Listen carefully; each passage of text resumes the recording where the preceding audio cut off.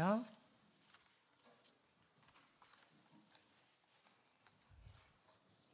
구약 페이지 수로 2페이지 창세기 1장 27절 28절 말씀.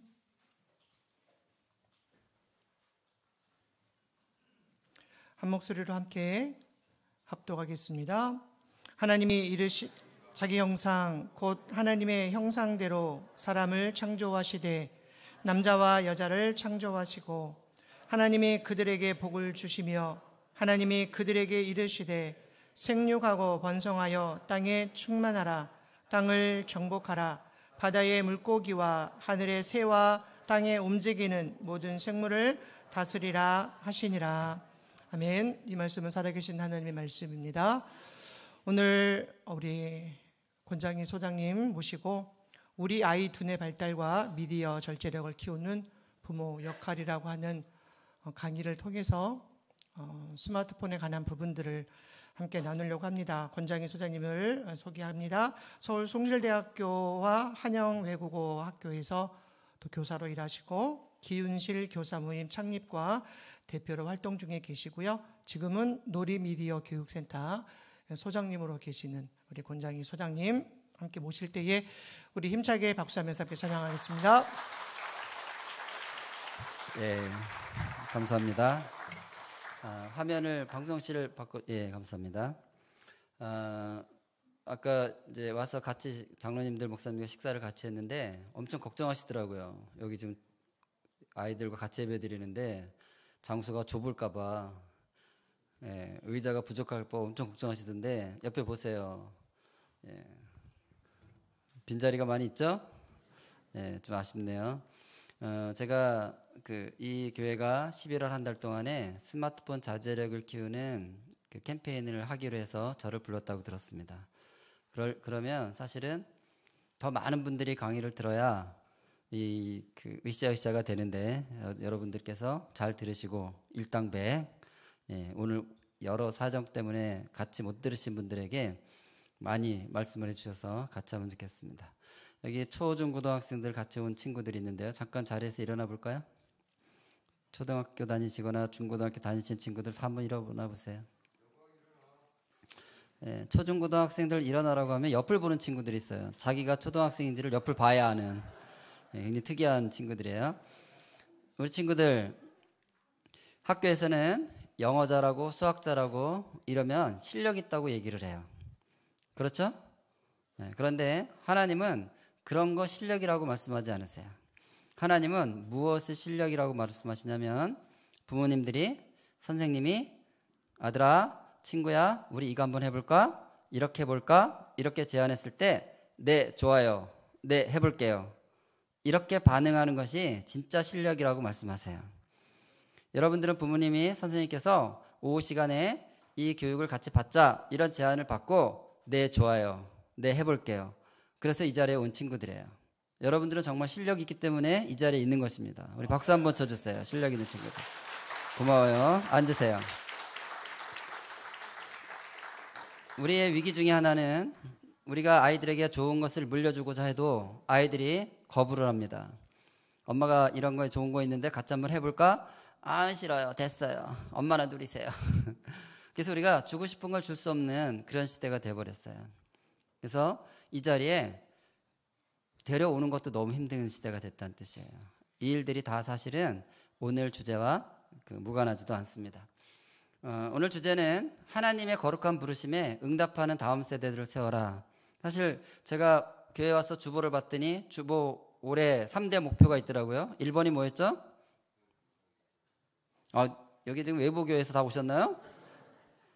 우리 교회 3대 목표가 총에 1번이 뭐예요? 네, 믿음의 다음 세대를 세워라예요. 믿음의 다음 세대가 바로 우리 아이들이 하나님의 부름에 반응하는 걸 말해요. 근데 엄마 아빠의 부름에도 반응하지 않는데 눈에 보이는 엄마 아빠 선생님에게도 반응하지 않는데 보이지 않는 하나님에게 반응한다는 것은 사실 힘든 일이에요. 우리가 목표가 그렇다면 어떻게 이렇게 아이를 키워갈 건지를 정말 고민을 같이 해볼 필요가 있다는 것이죠. 오늘 저는 이 6개 중에서 2번을 할 것입니다. 사실 한 번 들어서 우리 삶이 다 바뀐다고 하면 좋지만 쉽지 않아요. 그래서 저는 교회 가서 이렇게 강의를 한 번 하면 교회에서 자꾸 부릅니다. 별로 바뀐 게 없는 것 같아요. 한 번 더 와주세요. 2번 들어요. 그래도 더 바뀌는 게 없는 것 같아요. 또 와서 들어요. 이렇게 하는데 모르겠어요. 우리 남사 보배로운 교회가 몇 번이나 저를 불러줄지. 최소한 6번은 부를 수 있다는 뜻입니다. 이 얘기를 다 들으시려면 책을 읽으시면 좋습니다. 오늘은 그 중에 이제 한 파트만 제가 오늘 나눌 것인데, 이 책은 뒤에 있는데 브레인 페어런팅이라고 제목이 있어요. 영어로 써 있어서 좀 거부감이 있을 텐데, 브레인은 아시다시피 두뇌, 페어런팅은 부모 역할이라는 뜻이에요. 우리가 부모로서 역할을 하는 데 있어서 두뇌에 대해서 알면 부모 역할을 하는데 훨씬 더 지혜로울 수 있다는 뜻이에요. 두뇌를 모르고 부모 역할을 하면 사실 우리가 아이들에게 안 해도 되는 걸 너무 많이 시켜요. 하지 않아도 될 걸 너무 많이 하고 있어요. 그래서 두뇌를 좀 알면 굳이 안 해도 될 일은 안 해도 돼요. 왜? 두뇌를 아니까. 그런 차원에서 이 책을 집필한 것인데, 오늘도 들으시면서 아마 이 부분들을 좀 보시게 될 거예요. 그래서 이 가을에, 그래도 가을 가기 전에 독서의 계절이라는데 책 한 권을 읽고 가야 되지 않겠습니까? 그래서 이 책을 선택해서 한번 읽어보시고, 혼자 읽는 것보다 우리 교회는 어떻게, 소모임이 어떻게 돼 있나요? 여전도회라 그러나요? 셀이라 그러나요? 뭐라고 그러죠? 네? 구역별로 이 책을 같이 읽고 나누고 이런 시간들을 가지면 좋을 것 같습니다. 뒤에 책 있으니까 끝나시고 책을 사서 읽어보시면 좋겠고, 이제 시작하겠습니다. 자, 우리는 하나님은 사람을 만드셨죠? 하나님이 사람을 만드셨죠? 네. 하나님은 사람을 만드시면서 이 사람을 왜 만들었는지 이렇게 설명을 해주세요. 그게 바로 오늘 읽은 본문이에요. 하나님은 물고기도 만드셨죠? 물고기는 아니에요? 물고기는 무척추 생물이 진화돼서 된 건가요? 물고기도 하나님 만드셨죠? 하나님은 물고기를 만드시면서 이 물고기를 왜 만들었는지 이렇게 사람을 설명하듯이 하셨을까요? 안 할 것 같죠? 꼭 했습니다. 창세기 1장 읽어보시면 물고기들에게 이렇게 말씀하세요. 물고기들아, 너희는 바다를 가득 채우는 존재가 되라, 이렇게 얘기하세요. 바다에 충만하라. 그러니까 물고기는 왜 만들어진 거예요? 바다를 가득 채워지기 위해서. 그래서 물고기 배를 갈라보면 물고기 뱃속에는 알이 많아요. 명태 갈라보세요. 알이 많아요? 아주 많아요? 왜 물고기들은 알을 그렇게 많이 품고 있는 거예요? 그들의 존재 목적이 뭐기 때문에? 바다를 가득 채워야 되니까. 만약에 물고기들이 사람처럼 1년에 한 마리씩 알을 낳는다고 해보세요. 그러면 언제 바다를 다 채워요, 여러분? 하나님은 치타도 만드셨죠? 동의가 안 되시나 보다. 치타도 만드셨죠? 예. 그럼 하나님은 치타한테도 왜 만들었는지 설명하셨을까요? 하셨겠죠. 물론 기록은 없지만 이렇게 말씀하셨을 거예요. 치타야, 너는 이 땅에서 가장 빨리 달리는 존재로 뽐내면서 살아라, 이렇게 말씀하셨을 거예요. 그래서 치타는 생긴 구조, 다리, 근육, 이 모든 조직들이 세상에서 가장 빨리 달리기에 최적화된 모양으로 만들어진 거예요. 그런데 하나님께서 치타를 만드실 때 거북이처럼 만들어 놓고, 치타야, 너는 세상에서 가장 빨리 달리는 존재가 되라 그랬으면 치타 얼마나 부담스럽겠어요. 하나님, 저도 달리고 싶은데 다리가 짧아가지고 아주 힘들어요. 등짝에 무거운 거 붙여놓으셔가지고 아주 무거워 죽겠어요, 달릴래도. 뭐 이러면서 얘기를 했을 거예요. 하나님이 사람을 만드시면서 너는 나의 형상이다. 형상은 이미지란 뜻이에요. 여러분, 우리가 하나님 하면 어떤 이미지가 떠올라요? 하나님은 사랑이시다. 사랑이 떠오르죠. 하나님이 하면 어떤 게 떠올라요? 하나님은 영이시다. 정말 여기 한 곳에 존재하지 않고 정말 자유한 가운데 영으로 존재하신다. 하나님은 또 어떤 분이신가? 이런 이미지들이 있잖아요. 근데 그 이미지를 눈으로 안 보이니까 누굴 통해서 보라는 거예요? 나를 통해서 보라는 거예요. 제가 어제요, 울산에 있는 어느 교회를 갔습니다.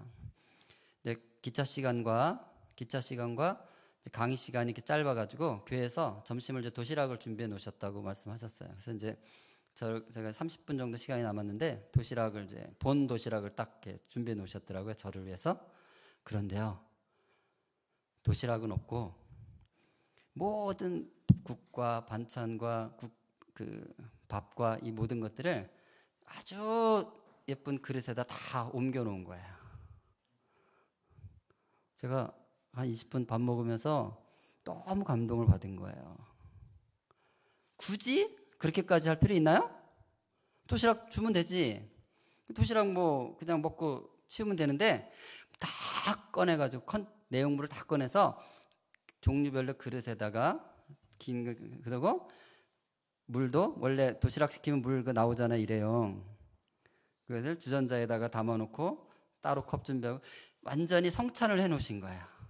내용물은 똑같은 도시락인데 엄청 정성스럽게 해놓으신 거예요. 그걸 제가 먹으면서 뭘 느낄까요? 이걸 준비하신 분의 마음을 제가 느끼는 거예요. 굳이 그렇게까지 안 해도 돼요. 굳이 그렇게까지. 그런데 그분은 저를 정말 귀히 여기고 저를 존중하고 저를 사랑해서 그렇게 표현해 놓으신 거예요. 제가 너무 감동받았습니다. 하나님은 보이지 않지만 우리를 향해서 최고의 것들을 주고 싶어 하시는 분이세요. 아멘? 근데 아무리 말로 그렇게 설명해봤자 그걸 우리는 볼 수가 없어. 하나님은 안 보이시니까. 근데 누구를 통해서 볼 수 있어요?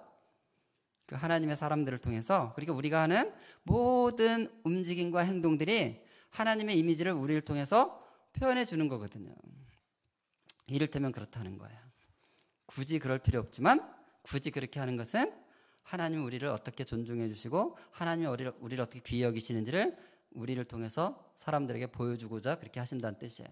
그 다음에 이 땅을 통치하고 다스리는 일을 하라고 사람을 만드셨다는 거예요. 하나님은 사람을 이 땅에 왜 만드셨나? 그 이유를 설명하고 있어요. 근데 저 일을 담당하려면 그걸 할 수 있는 장치가 있어야 되는 거예요.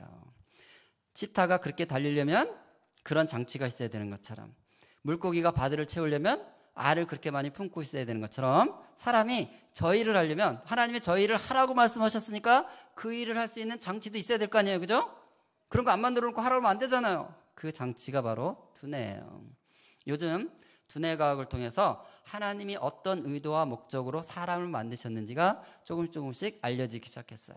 저는 두뇌를 공부하면서 하나님이 이래서 사람을 만드셨구나, 이런 일을 하라고 사람 만드셨네, 이런 걸 많이 제가 관찰하고 있어요.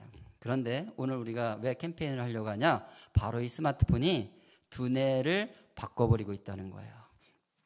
우리는 그냥 재밌어서 스마트폰을 했는데 나도 모르는 사이에 두뇌가 바뀌어버리면 하나님이 의도하고 원하시고 계획하신 삶을 우리가 살아낼 수가 없다는 걸 말하는 거예요. 고마워 우리 친구. 이 중에 제일 똑똑하네. 정신 차리시고 제 얘기를 따라오셔야 됩니다. 따라오면 이렇게 대답을 하는데 안 따라오고 지금 집에다가 뭐 가스 켜놨나 이러고 있으시면 다 흘러갑니다. 바로 두뇌가 바뀌는 것 때문에 우리는 하나님의 뜻을 이룰 수 없는 그런 존재들이 될 수 있다는 것 때문에 오늘 이야기를 다루는 것이에요. 두뇌가 어떻게 바뀐다고 말하는지 한번 들어볼까요? 소리가 나와야 됩니다. 있을 때 스마트폰 쥐어주면 금방 해결되곤 하죠. 그런데 너무 어릴 때부터 스마트폰에 빠져들면 뇌가 제대로 발달하지 못한다고 합니다. 보도에 오지현 기자입니다. 16개월 된 하윤이 스마트폰으로 동영상을 틀어주자 눈을 떼지 못합니다. 스마트폰을 치우자 짜증을 내고 이내 울음을 터뜨립니다. 그거 하나만 있으면 잔소리도 안 하게 되고 그냥 놔두면 그냥 보니까 엄마들은 편하죠. 육아정책연구소 조사 결과 국내 영유아들은 평균 2.3세 때 스마트폰을 처음 접하는 것으로 나타났습니다. 하지만 영유아들이 스마트폰을 과다하게 쓰면 감성과 이성을 관할하는 뇌의 영역이 붕괴되고 뇌 크기도 최대 30%까지 줄어들 수 있습니다. 네, 스마트폰이 두뇌를 어떻게 바꾼다고 얘기하고 있어요? 뇌를 줄어들게 한다는 거예요. 근데 여러분, 우리 아이들이 스마트폰 하는 걸 봤을 때 저 머리가 작아진다 뭐 이런 느낌 받은 적이 없잖아요. 뭘 작아지긴 머리 계속 커지던데. 여기서 말하는 크기는 사이즈를 말하는 게 아니에요. 머리 크다고 해서 머리 좋은 거 아닌 건 다 아시죠? 크기가 아니라 기능을 말하는 거야. 여기 써 있죠. 감각, 운동, 언어, 정서, 사고, 판단, 주의, 통제, 이런 두뇌가 하는 기능들이 있는데 이 두뇌 기능이 줄어들고 있다, 기능이 약해지고 있다, 이런 걸 얘기하는 거예요. 그러면 아니 왜 스마트폰을 보고 있는데 언어에 문제가 생기고 감각에 문제가 생기고 정서에 문제가 생기고 스마트폰 보는데 왜 그런데 문제가 생겨? 이걸 이렇게 생각할 수 있잖아요. 그래서 두뇌 속을 좀 오늘 들여다볼 거예요. 두뇌가 어떻게 생겨 먹었길래 우리는 이런 것들이 두뇌를 영향 준다고 말하는가. 자, 만약에 아이들이 엄마 찾아와서 엄마 뱃속에 뭐 있어요? 뱃속에 있는 게 뭐예요? 이런 질문을 한다면 우리는 아이에게 설명해 줄 게 많이 있어요. 왜? 우리 다 알잖아요. 뱃속에 뭐 있는지 모르세요? 예, 오장육부 다 있는 거 아니까 뭐 설명할 수 있어요. 근데 아이가 와서 엄마 뇌 속에 뭐 있어요? 뇌 속에 들어있는 건 뭐예요? 뇌에는 어떻게 뭐가 들어있어요? 이렇게 물으면 여러분 해줄 말이 별로 없어요. 뭐가 들어있는데 뭐 아세요? 아세요? 아세요? 한번 대답해 보세요. 네? 네, 모릅니다. 그 부부신가 봐요. 맞아요? 네, 멋진 남편과 함께 사시는 건 알고 계시나요? 네. 아까 주방에서 막 하시더니 또 여기 와서 또 이걸 또 막 하시고 못 하시는 게 없으시죠? 어떻게?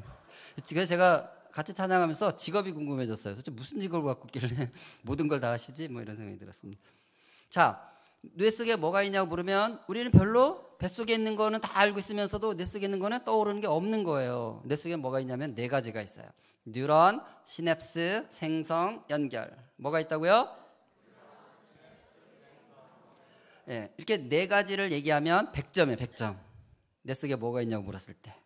그러니까 우리는 이 4가지가 뭔지도 사실은 모르고 있으니까 뇌에 대해서는 진짜 모른다 이런 말이에요.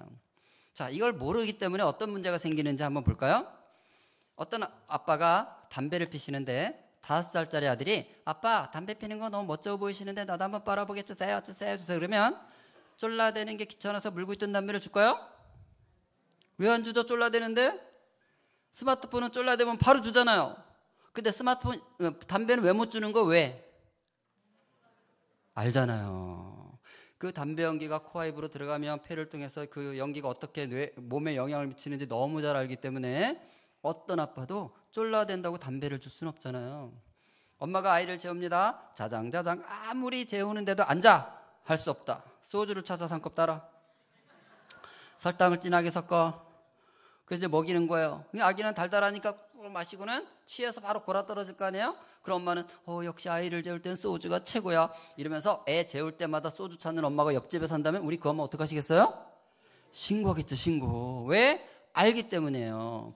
알코올이 잠을 재우는 데는 도움이 되지만 그 알코올이 몸속에 들어가서 위를 통해서 간을 통해서 몸에 어떻게 영향을 미치는지 잘 아니까.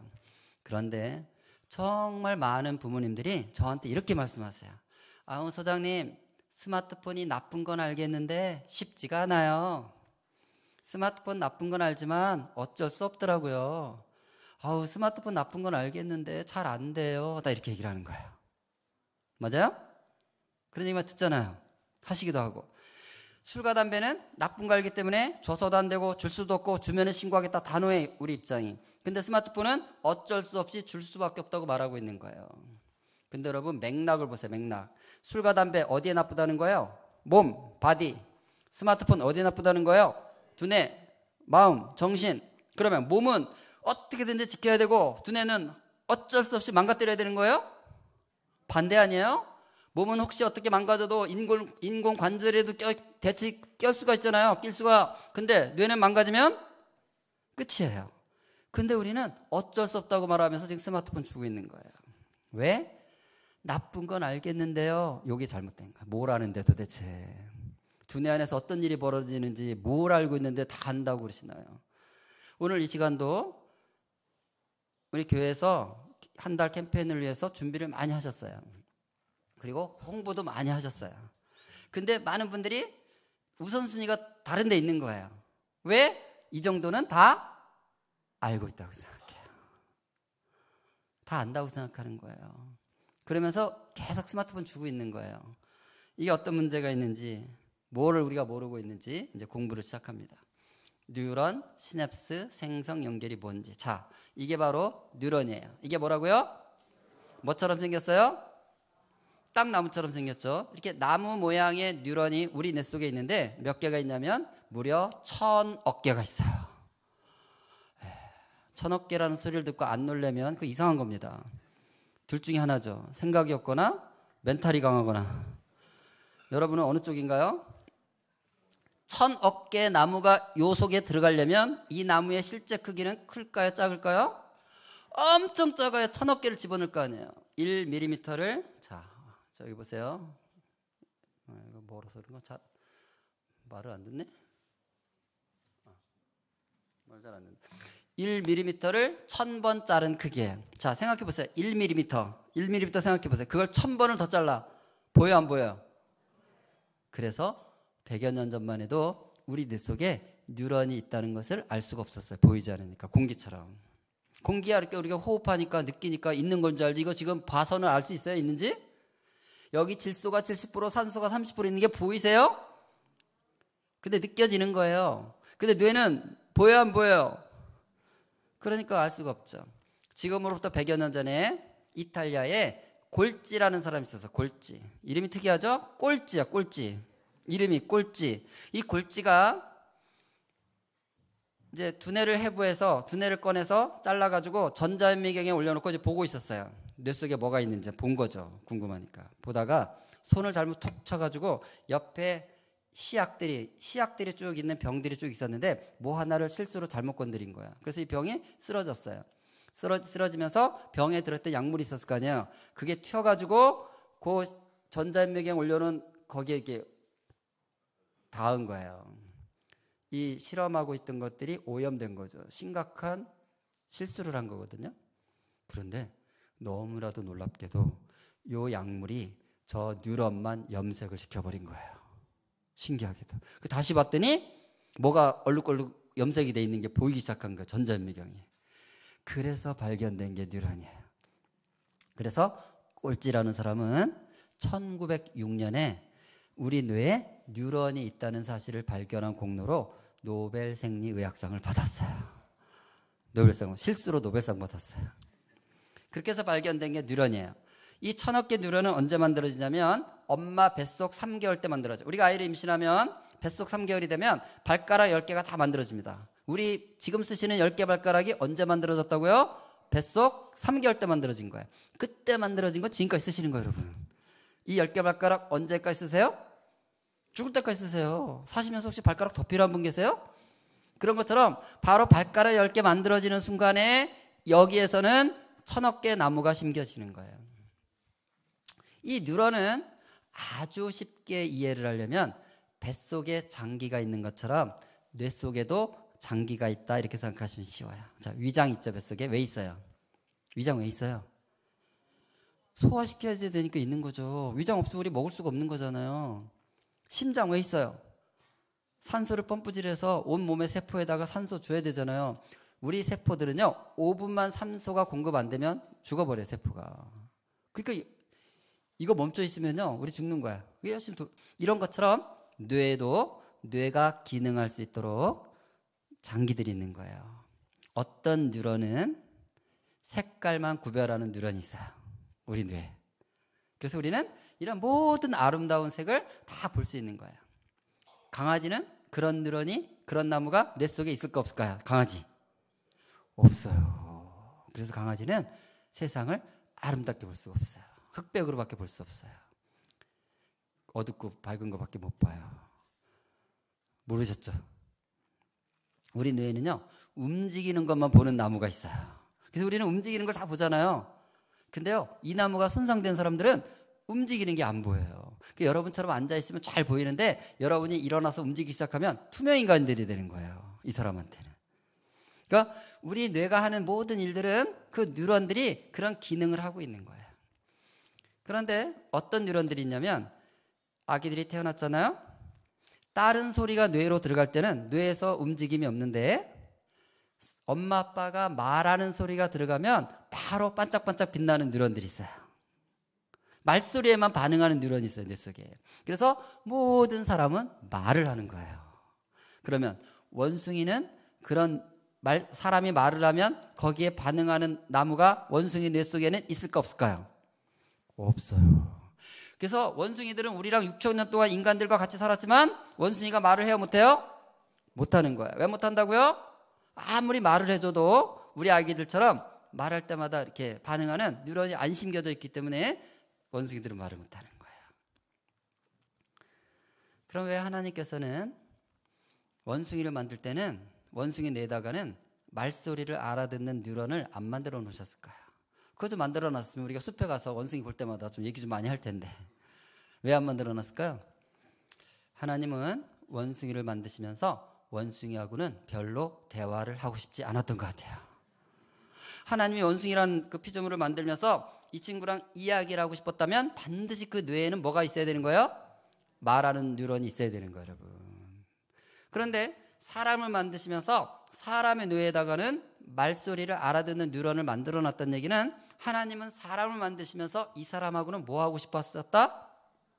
대화를 하고 싶었다는 걸 말씀하시는 거예요. 그래서 우리 뇌 속에 말하는 뉴런이 있다는 말은 하나님의 의도와 계획과 뜻을 우리가 읽을 수 있다는 뜻이에요. 고린도전서 1장 9절 읽겠습니다. 너희를 시작.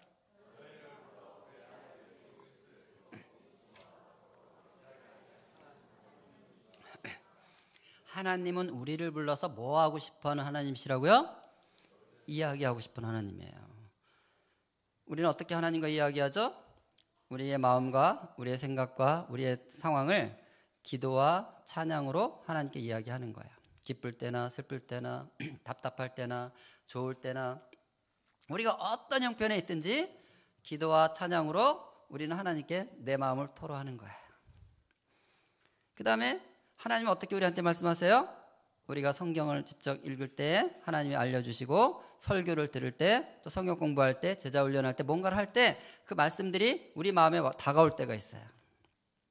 그게 하나님이 그 순간에 이 상황에서 나한테 하시는 말씀들이에요. 이 하나님과 교제하는 삶을 살도록 우리 뇌를 만들어 놓은 거죠. 그러니까 부모님들 특히 잘 들으세요. 우리가 자녀를 키우면서 정말 우리가 해야 될 일이 뭐냐면 우리 아이가 사람이 되게 하는 게 중요하다는 거예요. 부모님들이 그런 관점을 필요해요. 보세요. 우리 친구들 여기 있는데 우리 친구들이 밥은 잘 먹고 잠은 잘 자고 학교는 잘 다니는데 하나님과는 시간을 안 보내는 거예요. 큐티도 안 하고요. 성경도 안 읽고요. 찬송도 안 하고요. 기도도 안 하고요.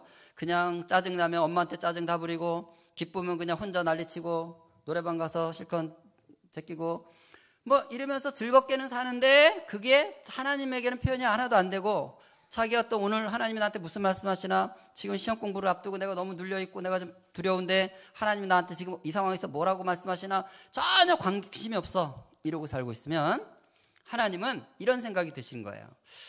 아유 저 친구를 그냥 원숭이를 만들 걸 괜히 사람 만들었네. 괜히 사람 만들었어. 이 대화가 안 되기는 원숭이랑 똑같아 이렇게 후회를 하신다는 거예요. 그러니까 부모는 우리 아이가 오늘 사람으로 하루를 살고 있는지 원숭이로 하루를 살고 있는지를 항상 확인하는 존재가 돼야 되는 거예요. 이게 부모의 자리예요. 부모의 미션이에요. 그러니까 많은 부모들은 제가 대한민국 부모들을 관찰해 보니까 많은 엄마들이 가정에서 해서는 안 될 일, 아니 할 필요 없는 일, 쓸데없는 소리는 매일 해요. 매일. 우리 친구들 엄마가 여러분에게 매일 하는 말이 있어. 잊어버리지도 않고. 숙제 다 했니? 숙제 없어? 숙제는 하고 노는 거야? 이 소리는 맨날 해. 근데 여러분 잘 들으세요. 숙제 검사는 숙제 낸 사람이 하는 것입니다. 맞아요? 숙제 내셨어요? 근데 숙제 검사를 하고 있어요. 여러분 부모 미션이 우리 잘못되어 있는 거예요. 여러분이 하나님께서 여러분에게 엄마 아빠라 불려주는 이유는 숙제 검사라고 거기 있는 게 아니에요. 여러분이 숙제 검사 안 해도 학교 가면 숙제 내신 선생님이 확인해야 안 해요? 그분이 하시는 거예요. 그리고 그거 하시라고 월급 주는 거예요 지금 세금으로. 그럼 부모는 뭘 해야 되냐? 우리 애가 사람인지 아닌지를 확인해야 되는 거예요. 매일 확인해야 돼요. 오늘 큐티 했니? 오늘 하나님과 좀 시간 좀 보냈어? 오늘 성경 읽었니? 오늘 기도했니? 오늘 예배 드렸니? 이걸 매일 물어보라는 거예요. 아니 그런 거 안 했는데 내가 왜 그런 거래? 그러면 어휴 네가 오늘 원숭이가 될 뻔했구나. 큰일 날 뻔했어. 잠깐 앉아. 우리 같이 오늘 하나님이 우리한테 무슨 말씀하시는지 잠깐 한번 들어보자 하고 성경을 한 장 읽는 것 같이 오늘 우리가 우리 마음을 하나님께 한 번도 얘기해 본 적이 없잖아. 우리 같이 이 찬송을 부르면서 우리 마음을 하나님께 말씀드려보자. 이걸 매일 하라는 거예요 부모님들. 그럼 아이들은 하나님과 이야기한다는 게 뭐고 하나님과 교제하는 게 뭔지를 배워가면서 하나님의 부름에 응답하는 다음 세대가 돼가는 것입니다. 그거 하라고 우리에게 자식을 주신 거예요. 아멘. 두뇌에는 또 어떤 뉴런이 있냐면 너무나 신기하게도요. 다른 소리가 들어가면 뇌가 가만히 있는데 리듬이 있는 음악 소리가 들어오면 뇌에서 반짝반짝 빛나는 뉴런이 있어요. 마치 숨을 쉬면 허파가 움직이고 음식을 먹으면 위장이 움직이듯이 음악 소리만 들어오면 반응하는 뉴런이 두 정 옆쪽에 있어요. 위쪽에. 그래서 모든 사람은 음악을 하는 거야. 왜 그 아프리카 오지나 아마존 이 밀림 같은 데 가보면 사람들이 사는데 옷도 안 만들어 입고 살아요. 그 사람들은 옷도 안 만들어 입어. 완전히 날 것으로 살아. 그런데도 가보면 악기는 갖고 있어요. 맞아요? 네, 문명이 없는데도 악기를 만들어 살고 있어요. 왜? 그 뉴런이 있기 때문이에요. 그럼 우리가 아주 똑똑하다는 침팬지 마을을 가보세요. 침팬지들 사는 그 밀림에 가보세요. 침팬지들이 악기 갖고 노는 거 보셨어요? 보셨어요? 왜 뭐 거기서 진화됐다며 누가 말하면 진화됐고 비슷하게 생겼는데 할 짓 다 하고 있는데 왜 악기는 못 만들고 노래를 못 하고 있을까요? 저들은 그들의 뇌에는 음악 소리에 반응하는 뉴런이 없기 때문에 여러분 그런 게 없어요. 그러니까 아무리 침팬지 같이 데려다 놓고 음악을 가르쳐 보세요. 되나? 왜 그러면 하나님은 사람을 만들 때는 음악에 반응하는 뉴런을 만들어 놨냐는 거예요. 읽겠습니다. 이사야 43장 21절입니다. 이 백성은 시작.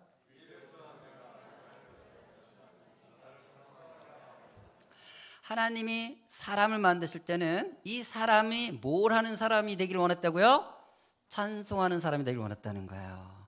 그래서 하나님은 사람 찬송케 하려면 음악에 대한 뉴런이 있어야지 할 거 아니에요. 그 뉴런이 없으면 못하니까. 우리가 왜 만들어졌다는 걸 아셨으면 좋겠어요. 우리는 찬양하도록 만들어진 존재입니다. 아멘? 근데 우리는 얼마나 인색해요, 찬양에. 일주일에 딱 2곡 부르잖아. 예배 시간에 뭐. 평소에 늘 소리내어 찬양하는 여러분들 되시길 축복합니다. 그게 우리가 만들어진 목적이라는 거예요. 그러니까 이 뉴런들은 우리 아이들의 재능과 잠재력의 원천인 거예요. 어떤 아이가 노래를 좋아한다? 무슨 뜻이에요? 1000억 개 나무가 만들어질 때 노래하는 나무가 특별하게 만들어졌다 이런 뜻인 거예요. 어떤 아이가 그림을 좋아한다? 그림을 잘 그린다? 1000억 개 나무가 만들어질 때 그림 그린 나무들이 특별하게 만들어졌다 이런 뜻인 거예요. 이 나무는 부모가 만드는 게 아니에요.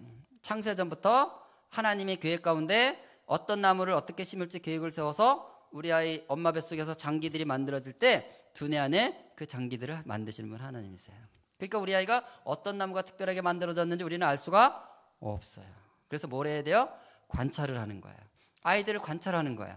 관찰해 보니까 아이가 노래를 하는데 노래를 너무 잘해. 노래할 때 너무 행복해. 그러면 이제 엄마는 깨닫는 거야. 아, 우리 애는 내 뱃속 3개월 8개월 때 1000억 개 나무가 만들어질 때 노래하는 나무들이 특별하게 만들어졌구나. 이걸 깨닫고 기뻐하고 즐거워하고 박수 치고 칭찬하고 이걸 하라는 뜻이에요.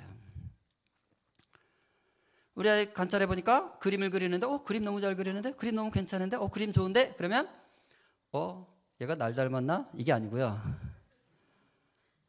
우리 아이는 내 뱃속 3개월 8개월 때 1000억 개 나무가 만들어질 때 그림 그리는 나무가 특별하게 만들어졌구나. 기뻐하고 즐거워하고 박수 이걸 하라는 거예요. 근데 부모들이 그렇게 안 하고요. 얘가 노래를 하고 있으면 못마땅한 표정을 져요. 야, 노래가 밥 먹여주니? 쓸데없는 거 그만하고 빨리 학습집으로 학습지! 이러고 있는 거예요. 여러분, 우리 부모님들이 자녀를 키우면서 범하는 첫 번째 실수가 뭐냐면 내가 이루지 못한 꿈, 내가 이루지 못한 욕망을 자식을 통해서 이뤄보려고 하는 데서부터 문제가 시작되는 거예요. 오늘 우리 부모님들에게 부탁하고 싶은 한 가지는 여러분의 못 이룬 꿈은 여러분이나 잘 이루고 사세요. 제발 애를 잡지 말고. 최근에 제 제자를 만났는데, 제가 이제 고등학교에서 교사를 했을 때 그 제자를 만났는데, 이 제자는 굉장히 공부를 잘하는 제자였어요. 당시에 학력고사 세대인데 340점 만점에 336점을 맞은 친구예요. 항상 전국 1, 2등 하는, 공부 참 잘했어요. 그래서 이제 그 서울의대를 안 가고 한의사 되겠다고 이제 한의대를 갔는데, 며칠 전에 만났는데 이런 얘기를 하는, 밥을 먹는데 이런 얘기를 하는 거예요.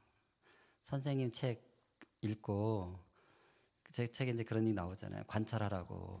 아이가 뭘 좋아하는지, 뭘 잘하는지, 뭘 하고 싶은지 관찰하라고. 근데 이 아이가, 자기 아들이, 첫 아들 하나 딸 하나 아들이 중학교 중퇴를 하고 고등학교도 안 다니고 지금 이제 20살인데 대학을 안 갔어요. 뭐 하냐면 스튜디오에서 살면서 음악을 해요. 중학교 때부터 자기는 음악 하겠다고 학교 때려친 거예요. 아빠는 공부를 그냥 잘하는 게 아니라 아주 잘해요. 근데 이 자식은 학교도 안 다니고 공부는 일단 담을 쌓고 음악인지 뭔지 하겠다고 스튜디오에서 살고 이러고 있으면 아빠 입장이 어떻겠어요? 그거 즐겁게 봐줄 수 있어요? 그 아빠가 즐겁기만 했겠어요, 여러분? 자기는 그렇게 공부 잘했는데. 근데 그러는 거예요. 자기 책을 보고 나서 애 앨범을 봤다는 거예요. 어렸을 때 앨범 봤더니 그 어렸을 때 기타를 딱 잡고 있는데 얼굴이 너무 행복한 표정을 짓고 있는 사진이 있더라는 거예요. 하나님이 이 아이를 공부시켜서 의사 만들고 싶었을까요? 그랬으면 어떤 나무를 심어놔야 돼요? 아빠 같은 나무를 심어놨어야 될 거 아니에요. 근데 이 아이는 그 어린 시절에도 기타를 잡고 너무 행복한 표정을 짓고 있는 걸 지금 봤다는 거예요. 며칠 전에 사진에서. 하나님이 그렇게 나무를 심었으면 그 아이는 뭐하고 살아야 되는 거예요? 노래하며 사는 아이가 돼야 되는 거예요, 여러분. 근데 우리는 그게 받아들여져요? 왜? 내가 만들었다고 착각하는 거예요, 자꾸. 여러분, 우리는 첫 번째 오늘의 키워드예요. 부모는 관찰자다. 따라합시다. 부모는 관찰자다.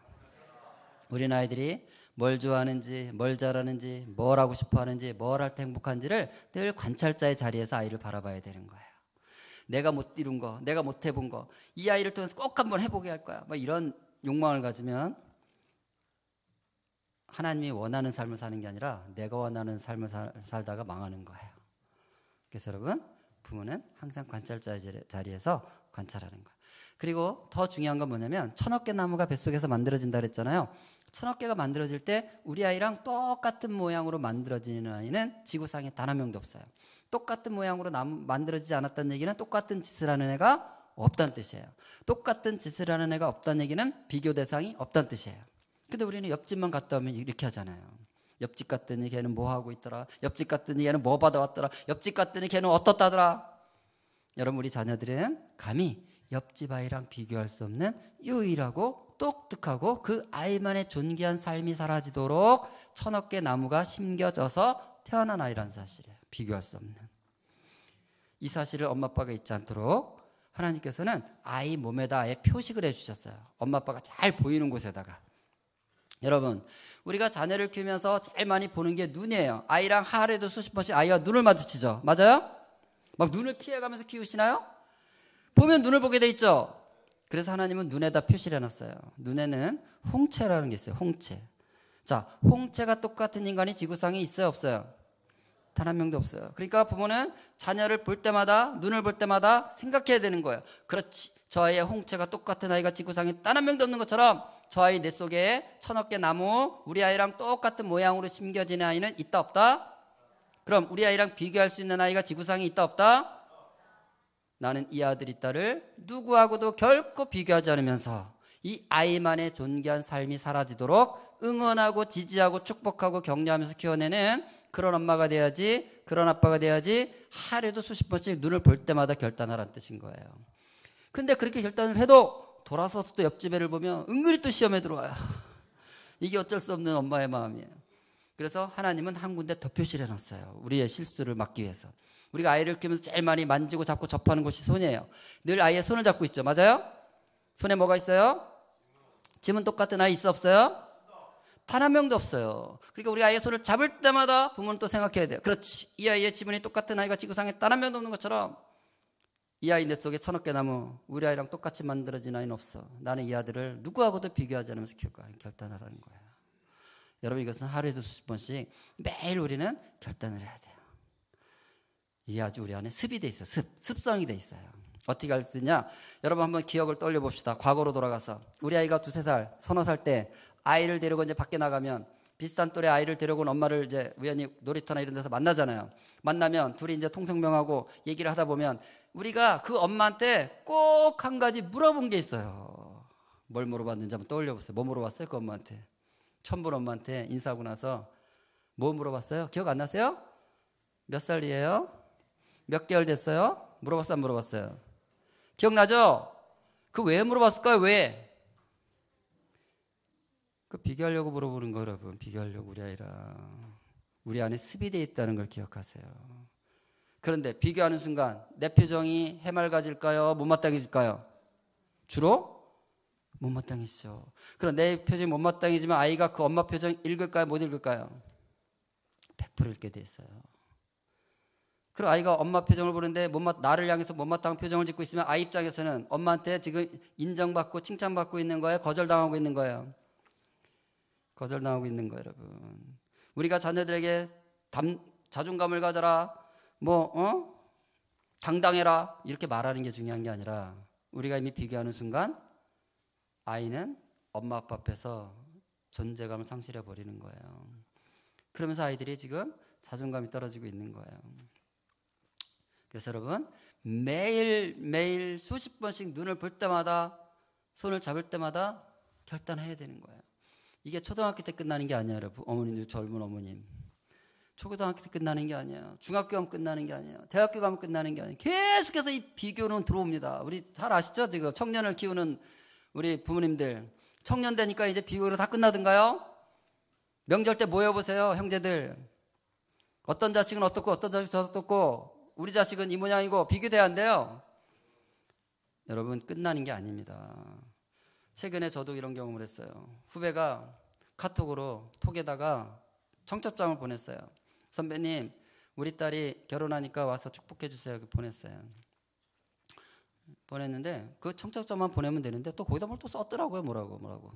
굳이 안 물어봤는데 우리 딸이 로스쿨을 나와서 사실을 패스해가지고 헌법재판소의 연구관으로 취직을 해서 연구관으로 지금 살고 있습니다. 내가 물어봤어요?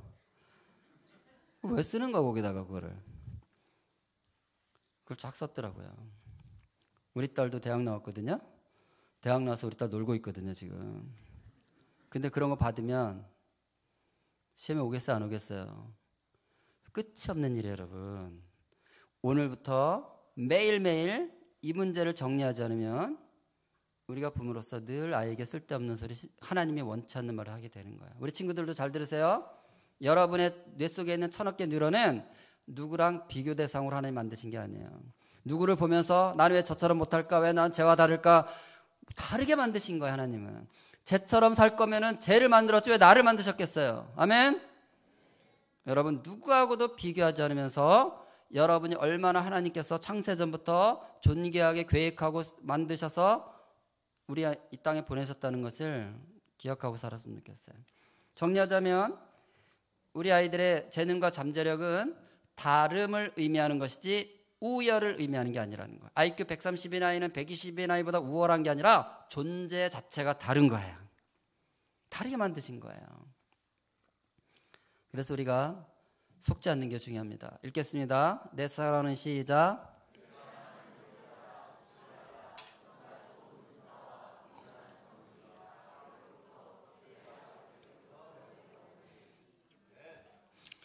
우리가 자꾸 속는 거예요.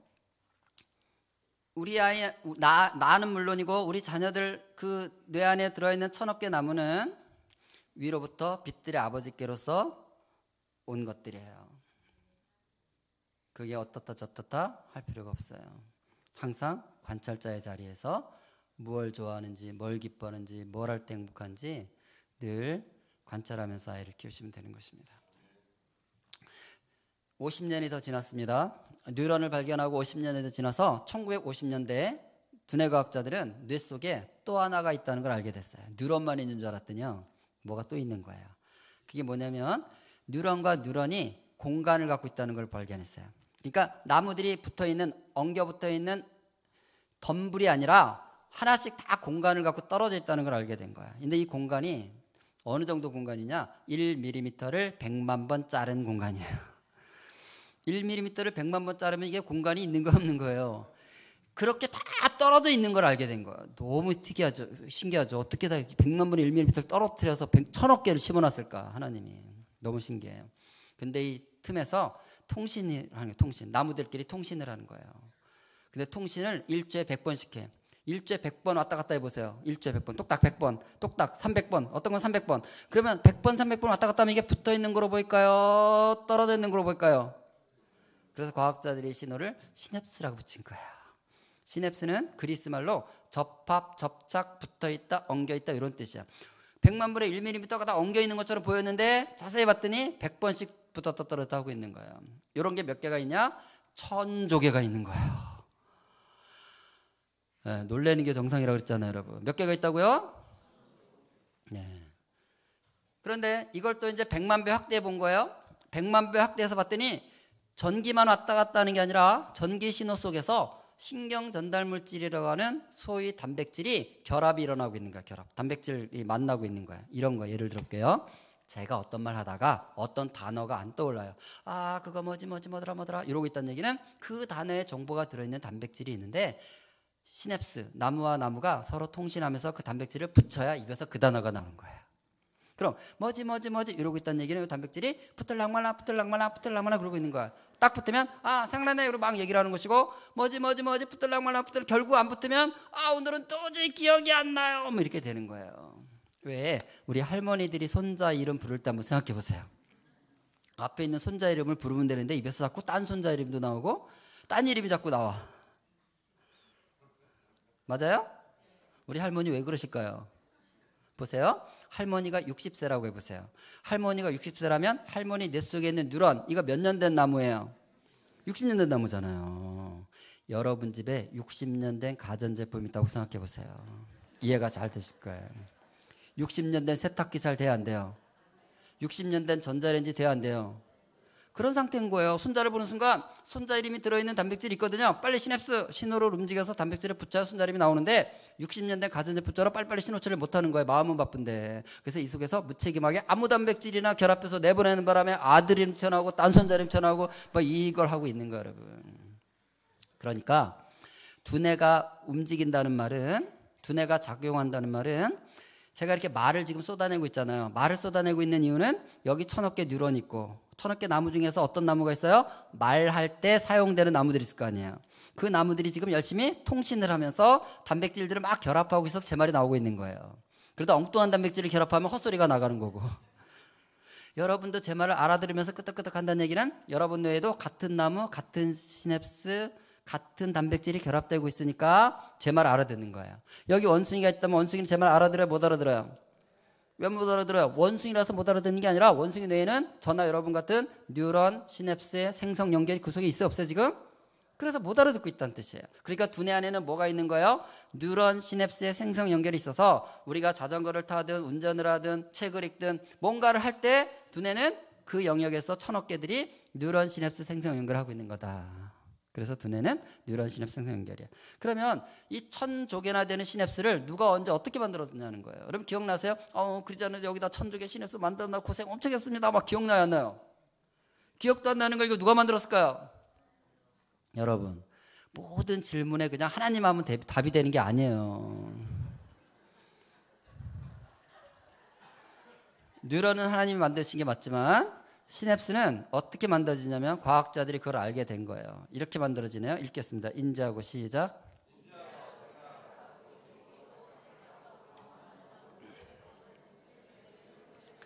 사람이 인지하고 생각하고 책 읽고 오래고 쌓고 인간이 뭔가를 하고 있으면 두뇌에서는 뉴런들이 통신을 하면서 시냅스를 만들더라는 거예요. 그럼 인간이 아무 짓도 안 하고 있을 때는 시냅스가 만들어진다 안 만들어진다?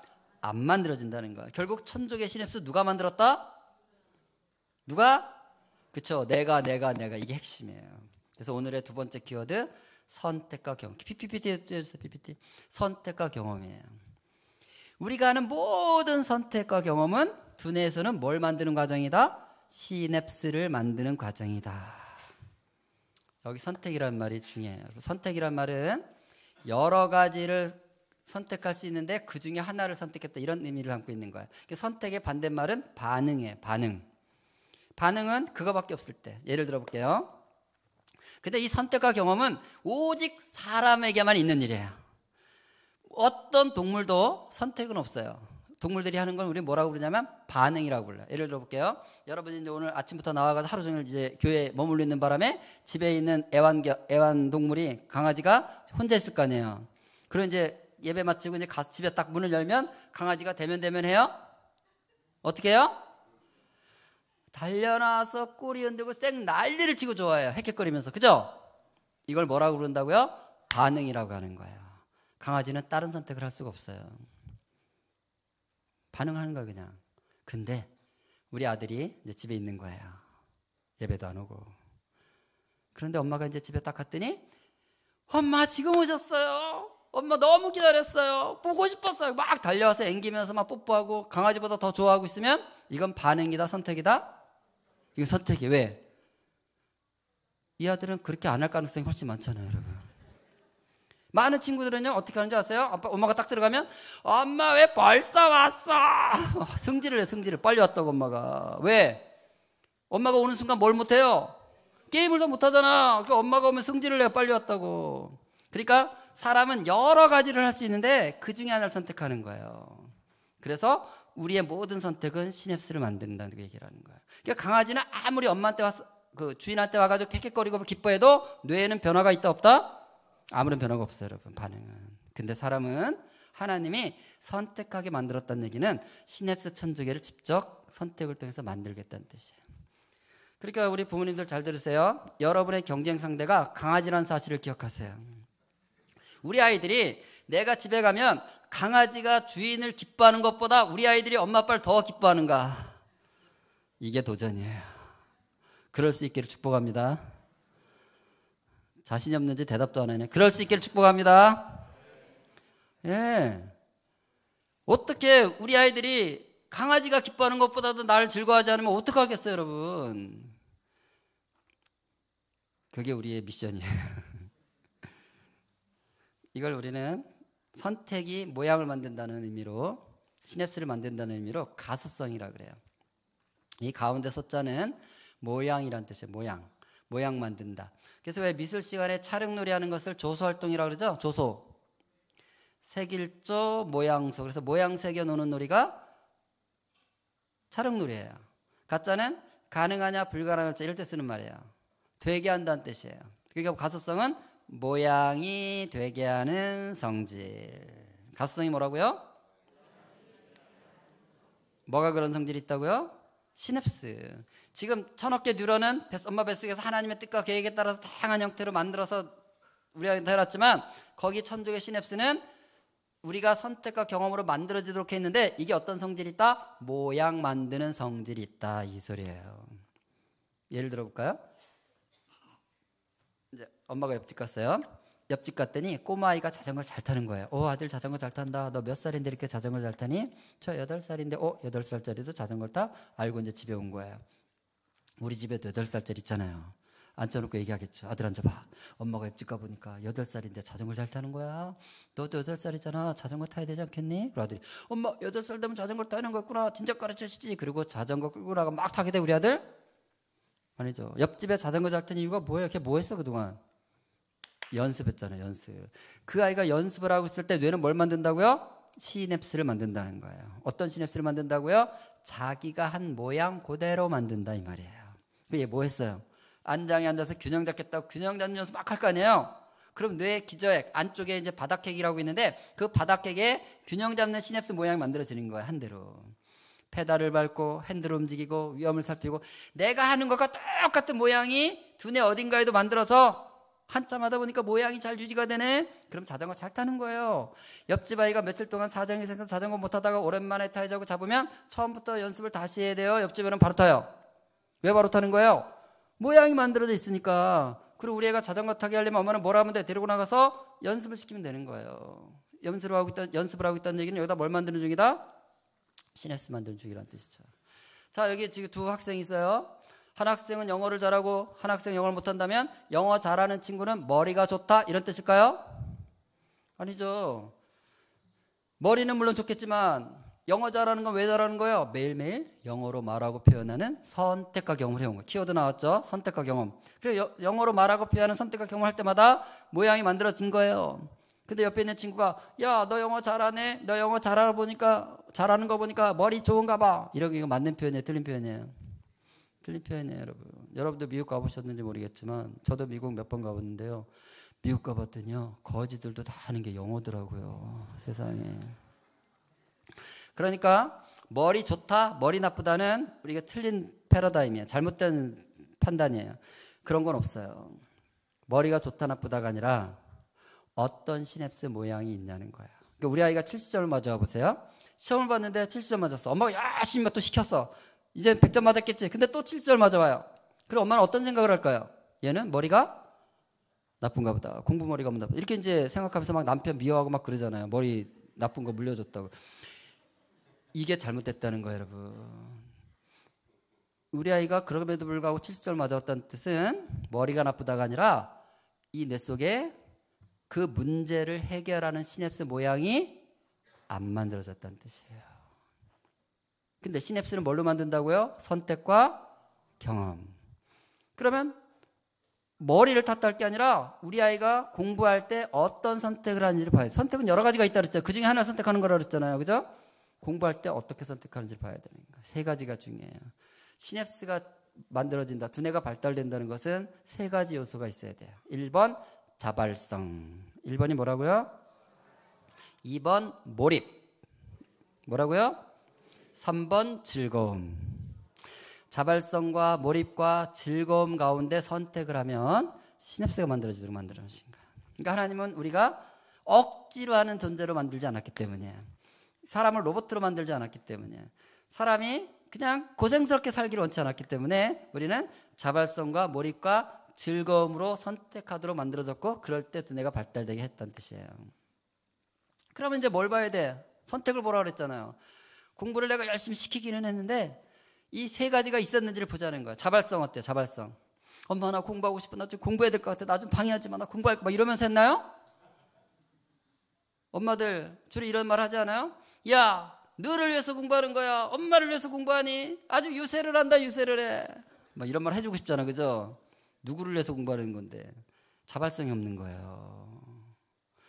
몰입은 어때요? 공부할 때 막 눈에서 막 레이저가 나가요? 게임할 땐 나가더라고. 즐거움 어때요? 엄마 공부가 너무 즐거워. 공부 배움의 기쁨을 엄마가 알라나 모르겠어요. 뭐 이러면서 막 즐거움 가운데 공부를 하나요? 좀 공부 좀 하라 그러면 무슨 도살장에 끌려가는 표정을 하고 있어요. 아이가. 시냅스 만들어진다 안 만들어진다? 핵심이 이거예요, 여러분. 그러니까 핵심 뭐냐면 다그친다고 되는 게 아니에요. 다그쳐서 되는 게 사육이에요. 사육. 우리가 짐승들은 다그쳐서 만들어요. 왜? 사육하는 거니까. 근데 사람은 뭐라고 그랬어요? 하나님의 형상이라고 그랬어요. 하나님의 형상은 다그쳐서 되는 존재들이 아닌 거예요. 원래부터 자발성과 몰입과 즐거움 가운데 살도록 하나님이 디자인해 놨기 때문에 그게 훨씬 중요한 거예요. 그러니까 여러분, 우리 아이가 자발적으로 몰입해서 즐겁게 공부할 수 있는 환경을 만들어주는 게 중요한데, 그게 바로 아이의 마음을 살피라는 거예요.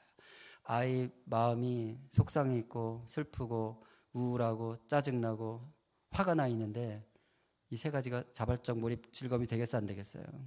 그러니까 아이들의 마음을 살필 수 있어야 되는 거예요. 숙제해라 숙제해라 시험 이런다고 되는 게 아니라 우리 아이의 마음이 자발적으로 몰입해서 즐겁게 할 수 있는 상태인가. 근데 마음을 어떻게 살펴요? 얼굴을 살피면 돼. 하나님은 신기하게도 아이들의 마음이 얼굴에 나타나도록 만들어 놓으셨어요. 그래서 얼굴이라는 뜻도 원래 얼 더하기 꼴인 거 아시죠?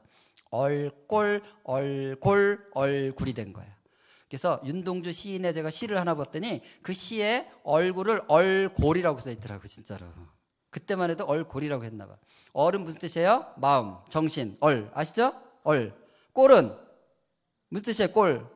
모양 다 아시잖아요. 얼꼴. 마음의 모양은 어디에 있다? 얼굴에 있어요. 그러니까 부모님은 뭘 해야 되냐면 집에서 아이의 얼굴을 살펴보는 거예요. 저렇게 얼굴이 해맑으면 아무 문제 없어요. 우리 친구처럼. 근데 얼굴이 어두워, 화가 나 있어, 짜증이 있어, 걱정이 스려 있어. 그러면 지금 어디에 문제가 있는 거예요? 마음에 문제가 있는 거예요. 그러면 이제 엄마의 할 일이 생긴 거예요. 드디어 내가 할 일이 생겼구나. 네 얼굴을 환하게 만드는 미션을 내가 받았구나. 그리고 거기에 올인을 하면 되는 거예요. 그러라고 부모의 자리가 있는 것입니다. 아멘. 근데 애가 해맑은 얼굴 하고 있으면 또 야단을 쳐요. 너는 지금 정신이 있냐고. 여러분 이거 바꾸셔야 돼요. 원래 사춘기는 인상 써야 되는 거예요? 원래 고3은 인상 써야 되는 거예요? 여러분, 실제로 제가 우리 그 아이가 고3 때였는데 제가 이제 새신자반을 이제 담당하고 있었는데 교회에서 이제 새신자가 오신 거예요. 이분 새신자는 아니고 이제 다 수평이동이니까 한 분이 오셨어요. 그래서 몇 주 이렇게 같이 교제를 했는데 한 3주쯤 됐을 때 이분이 이제 밥 먹으려고 밥 받아가지고 이렇게 제 옆에 딱 앉았는데 앉자마자 이러시는 거예요. 집사님 오늘 딸 봤어요. 막 그러는 거예요. 자기가 계단 이렇게 올라오는데 어떤 애가 막 내려오더래요. 근데 저랑 똑같이 생겼더래요. 그래서 딱 알아봤다는 거예요. 너 권집사님 딸이지? 그랬더니 얘가 네 맞아 이러고 이제 내려갔다는 거예요. 똑 닮았더라는 거예요. 그러면서 이러는 거예요. 근데 집사님 딸이 고3이라 그랬잖아요. 근데 어떻게 이렇게 얼굴이 해맑아요? 얼굴이 어떻게 이렇게 즐거워요? 저한테 묻는 거예요. 아니 고3은 원래 인상 쓰고 살아야 되는 거예요? 근데 이분이 그걸 왜 물어보겠어요? 이분이 고등학교 선생님이세요. 그러니까 고3 얼굴이 어떤지를 매일 보고 있는 거예요. 이분이. 그 얼굴 해맑은 애가 있을까 없을까요? 해맑으면 야단 맞아. 네 고3인데 얼굴이 그렇게 해맑아가지고 오히려 야단 맞는 시대가 됐으니까. 근데 교회에서 너무 해맑은 애를 본 거예요, 여러분. 여러분, 원래 하나님은 우리를 그렇게 살도록 만드신 거예요. 그 인상 쓰는 걸 정상이라고 생각하면 진짜 속고 사는 것입니다. 그래서 부모는 아이의 얼굴을 살피시고 얼굴을 해맑은지를 보도록 하세요. 우리 교회 우리 보배로운 교회 중등부, 고등부의 얼굴들은 어떤지 궁금합니다. 네, 부모님들 해맑은 얼굴로 교회를 데려오시기를 축복합니다. 그래서 이제 해맑은 얼굴을 확인하기 위해서 어떻게 되냐면 잘 모르니까 여러분 우리 아이가 2살, 3살 때 찍었던 사진 앨범을 좀 찾으세요. 오늘 집에 가셔서 어머님들 앨범을 찾아서 2, 3살 때 찍은 얼굴 사진 좀 보라고. 그때 얼굴이 어땠어요? 엄청 해맑았잖아요. 그 2-3개를 거기다 넣어놓지 마시고 꺼내서 냉장고에 붙여놓으세요. 그리고 매일 이 얼굴과 현재 얼굴을 비교하는 거예요. 똑같으면 정상인 거예요. 걱정할 게 없어. 근데 이 얼굴이 싱크로가 안 맞으면 지금 아이는 어떤 상태예요? 마음에 문제가 있는 상태라는 거예요. 그걸 해결하는데 마음을 쓰고 기도를 하고 중보를 하고 이걸 시작하셔야 되는 거예요, 부모는.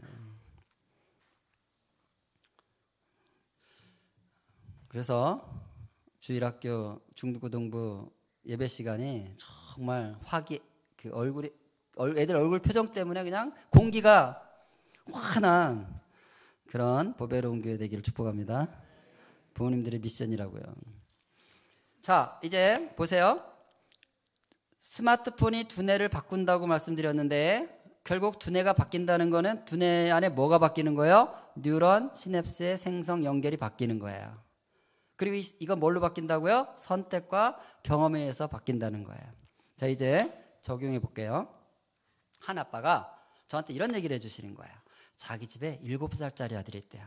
이 아들은 저녁에 아빠가 퇴근하고 띵동 현관 문을 열고 딱 들어오면 아빠 오셨다 그러고 후다다다 현관 앞으로 막 달려나온대요. 기쁘게. 달려나서 아빠한테 인사는 안 한대요. 아빠 주머니만 뒤진대요. 주머니에서 뭘 찾고 있어요 지금? 네, 아빠 폰만 챙겨가지고 어디로 가는 거예요. 이 아들은 하루 종일 아빠를 기다린 게 아니라 오 스마트폰 오시옵소서. 오 스마트폰 언제 오시오. 기다린 거죠. 그러니 아빠는 옷을 갈아입고 아들을 찾는데요. 우리 아들 어디 갔나? 아들 어디 있냐? 아들을 찾아요. 사실 이 아빠는 아들을 찾는 건 아니에요. 찾는 건 따로 있어요. 찾아보니까 아들이 소파 구석에 앉아서 뭐래? 우리 아들 뭐 하나 하고 봤더니요. 와, 게임을 하는데 너무 잘해. 그리고 아빠들도 막 감동을 받는 거야. 와, 우리 아들 잘한다, 멋지다. 이거 내가 가르쳐주다는 게임을 이렇게 잘하다니 우리 아들 정말 천재구나, 천재. 막 기뻐하는 거야. 자, 아빠 뭘 보고 좋아한다고요? 아들이 자기 폰 가지고 스마트폰 가지고 게임하는 거 보면 좋아한다 그랬죠? 근데 우리가 뭘 배웠어요 지금? 이 아들이 하고 있는 선택과 경험은 두뇌에서는 뭘 만든다고요? 시냅스를 만든다 그랬잖아요. 그럼 여기 봐야지 아빠. 이렇게 말해야 되는 거 아니야? 우와, 우리 아들 지금 내 속에다가 오락실을 짓고 있구나. 내 속에 뭐가 만들어지고 있다고요? 똑같은 모양이 만들어진다는 게 그 말이라고요. 그럼 아들이 책을 읽고 있으면 아들 책 보는구나, 우리 아들 공부하는구나. 아니죠. 아들 지금 내 속에다가 도서관을 짓고 있구나. 이렇게 되는 거예요. 사람이 축구장을 지으면 공을 찰 것이고, 도서관을 지으면 책을 읽을 것이고, 오락실을 저으면 게임을 하겠죠. 여러분 우리 자녀들이 틈나는 대로 이것 쳐다보고 이렇게 내버려두면 뇌는 계속 뭘 만들어요? 오락실을 만들고 종합 레저타운을 짓게 되는 거예요. 그럼 어떤 인생이 되겠어요? 오락이나 하다가 쫑치는 인생 된다는 걸 말하는 거예요. 여러분. 스마트폰이 두뇌를 바뀐다는 것은 그 선택과 경험이 두뇌 안에 그 구조물들을 천조개나 되는 시냅스 모양으로 만드는 과정이다라는 걸 보여주는 거예요. 두뇌가 바뀐다는 건 굉장히 중요한 얘기입니다. 더 깊이 들어가 볼게요. 자, 두뇌가 바뀐다는 건 단지 뉴런 시냅스 생성 연결뿐만 아니라 보세요. 이 뉴런 시냅스 생성 연결을 한 단어로 바꾸면 경로라 그래요. 경로. 두뇌 안에 그런 경로들이 만들어지는 거예요. 그럼 거기에 이제 도파민이 나와요. 단백질 중에 단백질 결합한다 그랬잖아요. 그 단백질 중에 도파민이 나오면 우리는 쾌감과 즐거움과 재미를 경험하는 거예요. 그러니까 어떤 형태로든지 영상을 접해요. 아이들이 식당에서 밥 먹이려면 이제 영상 틀어놓잖아요. 그죠? 운전하고 갈 때 뒤에서 찡찡거리면 이제 또 틀어주잖아요. 그 다음에 이제 뭐 엄마가 친구 만나서 카페에서 뭐 얘기를 해도 좀 하려면 또 영상 틀어주잖아요. 또 교회 와서도 예배를 방해하면 또 스마트폰 주고 게임하게 하잖아요. 이렇게 다양한 형태의 아이들이 영상이 눈과 귀를 통해서 들어오면 뇌에서 이 자극은 경로를 만든다는 거예요. 경로를. 길을 만든다는 거예요. 근데 그 길이 어디로 연결되냐면 도파민 공장으로 연결돼요. 그래서 도파민을 뿜어내는 거예요. 도파민 공장에서 도파민 만들어내요. 그러면 도파민이 나왔으니까 뇌는 뭘 경험하는 거예요? 쾌감이라는 걸 경험하는 거예요. 재미와 쾌감. 그래서 아이들이 그거 보면 너무너무 즐거워하잖아요. 근데 뺐으면 화를 내잖아요. 뒤집어지고. 왜? 이거 도파민을 차단해서 그렇게 되는 거거든요. 한번 들어볼까요? 소리. 인간의 뇌 속에는 자극을 받았을 때 쾌락을 느끼게 만드는 장치들이 있다. 그중 대표적인 것이 바로 중뇌 변연계의 복측피계령과 측좌핵이 연결된 부위다. 술을 마시거나 도박을 할 때 복측피계령의 뉴런은 흥분하고 그 자극은 축색을 통해 측좌핵으로 전달된다. 이때 축색의 끝에서는 신경 전달 물질인 도파민이 방출되는데 이런 자극을 반복적으로 받게 되면 도파민의 방출이 극대화되고 이와 관련된 뇌 회로는 더욱 발달한다. 그러면서 우리의 뇌는 똑같은 자극을 받더라도 처음과 같은 쾌락을 느끼지 못하고 더 강한 자극을 원하게 되는데 이를 중독이라고 한다. 연구자들은 스마트폰의 과다 사용도 중독의 원인이 될 수 있다고 말한다. 자, 이런 그 경로들이 두뇌 안에서 만들어지는 것까지 이제 이해가 됐죠. 근데 이제 문제는 뭐냐면 이 가운데에 있는 글자 항상성이 문제가 돼요. 자, 오늘의 세 번째 키워드 항상성. 자, 복습해 봅니다. 첫 번째 키워드 부모는 관찰자다. 벌써 잊어버리셨네. 자, 첫 번째 키워드 부모는 항상 부모는 어떤 뉴런을 하나님이 심었는지 알 수 없기 때문에 관찰자의 자리에 가야지 내가 이루고 싶은 거 내가 원하는 걸 요구해서는 안 된다는 거예요. 두 번째 키워드 선택과 경험. 우리의 모든 선택은 두뇌 안에서 시냅스 모양을 만드는 과정이다. 세 번째 키워드 항상성. 세 번째 키워드 뭐라고요? 항상성은 말 그대로 항상이란 말이야. 아유 그 친구 항상 그래. 걔 항상 그랬잖아. 아유 그 집사님 그렇지 뭐. 아유 그 장로님 항상 그랬어. 이럴 때 쓴 말이야. 항상. 체온은 36.5도. 이게 항상성인 거예요. 자, 40도가 항상 36.5도인데 40도 되면 어떻게 되죠? 죽어요. 죽어. 그래서 아픈 거예요. 애들이 열나면 막 아프다고 난리치는 건요 살려달라는 뜻이에요. 40도가 됐는데도 안 아프면 인류는 벌써 멸종했다는 뜻이에요. 32도가 돼도 죽어요. 체온은 왜 36.5도인지 알 수 없어. 이 인간이 만들어 놓은 게 아니라서 몰라요. 그럼 모든 동물이 36.5도 아니에요, 여러분. 조류, 새들은 42도가 항상성이에요. 우리는 42도가 되면 죽지만 조류들은 42도에 맞춰져 있다고요. 다 달라요, 항상성은. 근데 왜 40도가 되면 또 죽는지 알 수가 없어요. 우리가 한 게 아니잖아. 근데 그래, 그건 아는 거예요. 근데 이런 항상성, 디폴트 값이 두뇌에도 있는 거예요, 여러분. 체온처럼. 그 중에 하나가 도파민 항상성이에요. 도파민도 디폴트 값이 있어요. 자, 이거 보세요. 주황색 있죠? 주황색이 뇌 오른쪽 여기를 말하는 거예요, 여기. 주황색이 뭐 하는 곳이냐면 어떤 것을 우리가 작업을 할 때 주의를 기울여서 집중하도록 해주는 나무들이 있는 곳이에요. 지금 여러분들이 무려 1시간이 지났는데도 제 얘기를 집중하고 듣고 있잖아요, 지금. 그러고 있다는 얘기는 저 오른쪽 주황색 안에 있는 뉴런들이 열심히 일을 하고 있다는 뜻이에요. 그래서 다행인 거예요. 근데 저 뉴런들이 일을 하려면 도파민이 50개가 필요한 거예요. 항상성이 있다는 거예요. 50개가 필요해요. 그런데 이제 왼쪽 스마트폰을 많이 하는 아이들은 스마트폰을 하다 보니까 도파민은 50개가 필요한, 스마트폰에 집중하고 게임에 집중하려면 도파민이 50개가 필요한데 강한 자극이 들어오니까 도파민이 50개가 나오는 게 아니라 100개가 나오는 거예요. 도파민이 100개가 나오면 쾌감은 증가하지만 내가 집중하는 데는 몇 개만 필요하다고요, 지금? 50개밖에 필요 없어.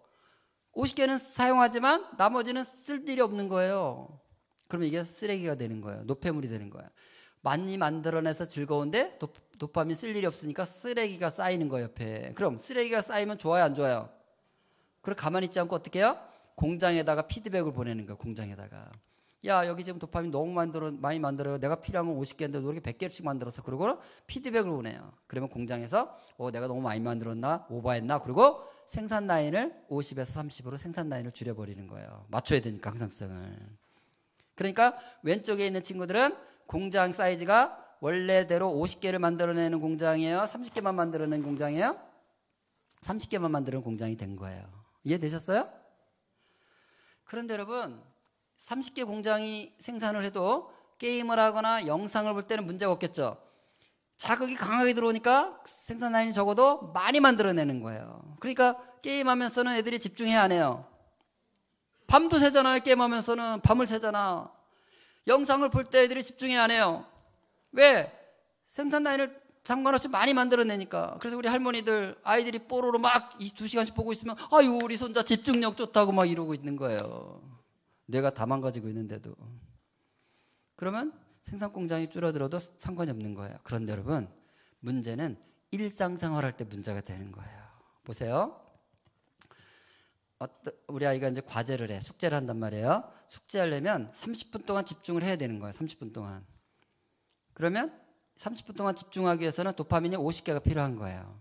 근데 사진 다시 보여주세요. 영상. 제 얼굴 안 나와도 돼. 다 보이는데 왜 자꾸 얼굴을 틀어놔요. 다 보이는데. 자, 보세요. 왼쪽 친구들, 스마트폰 많이 하는 친구들은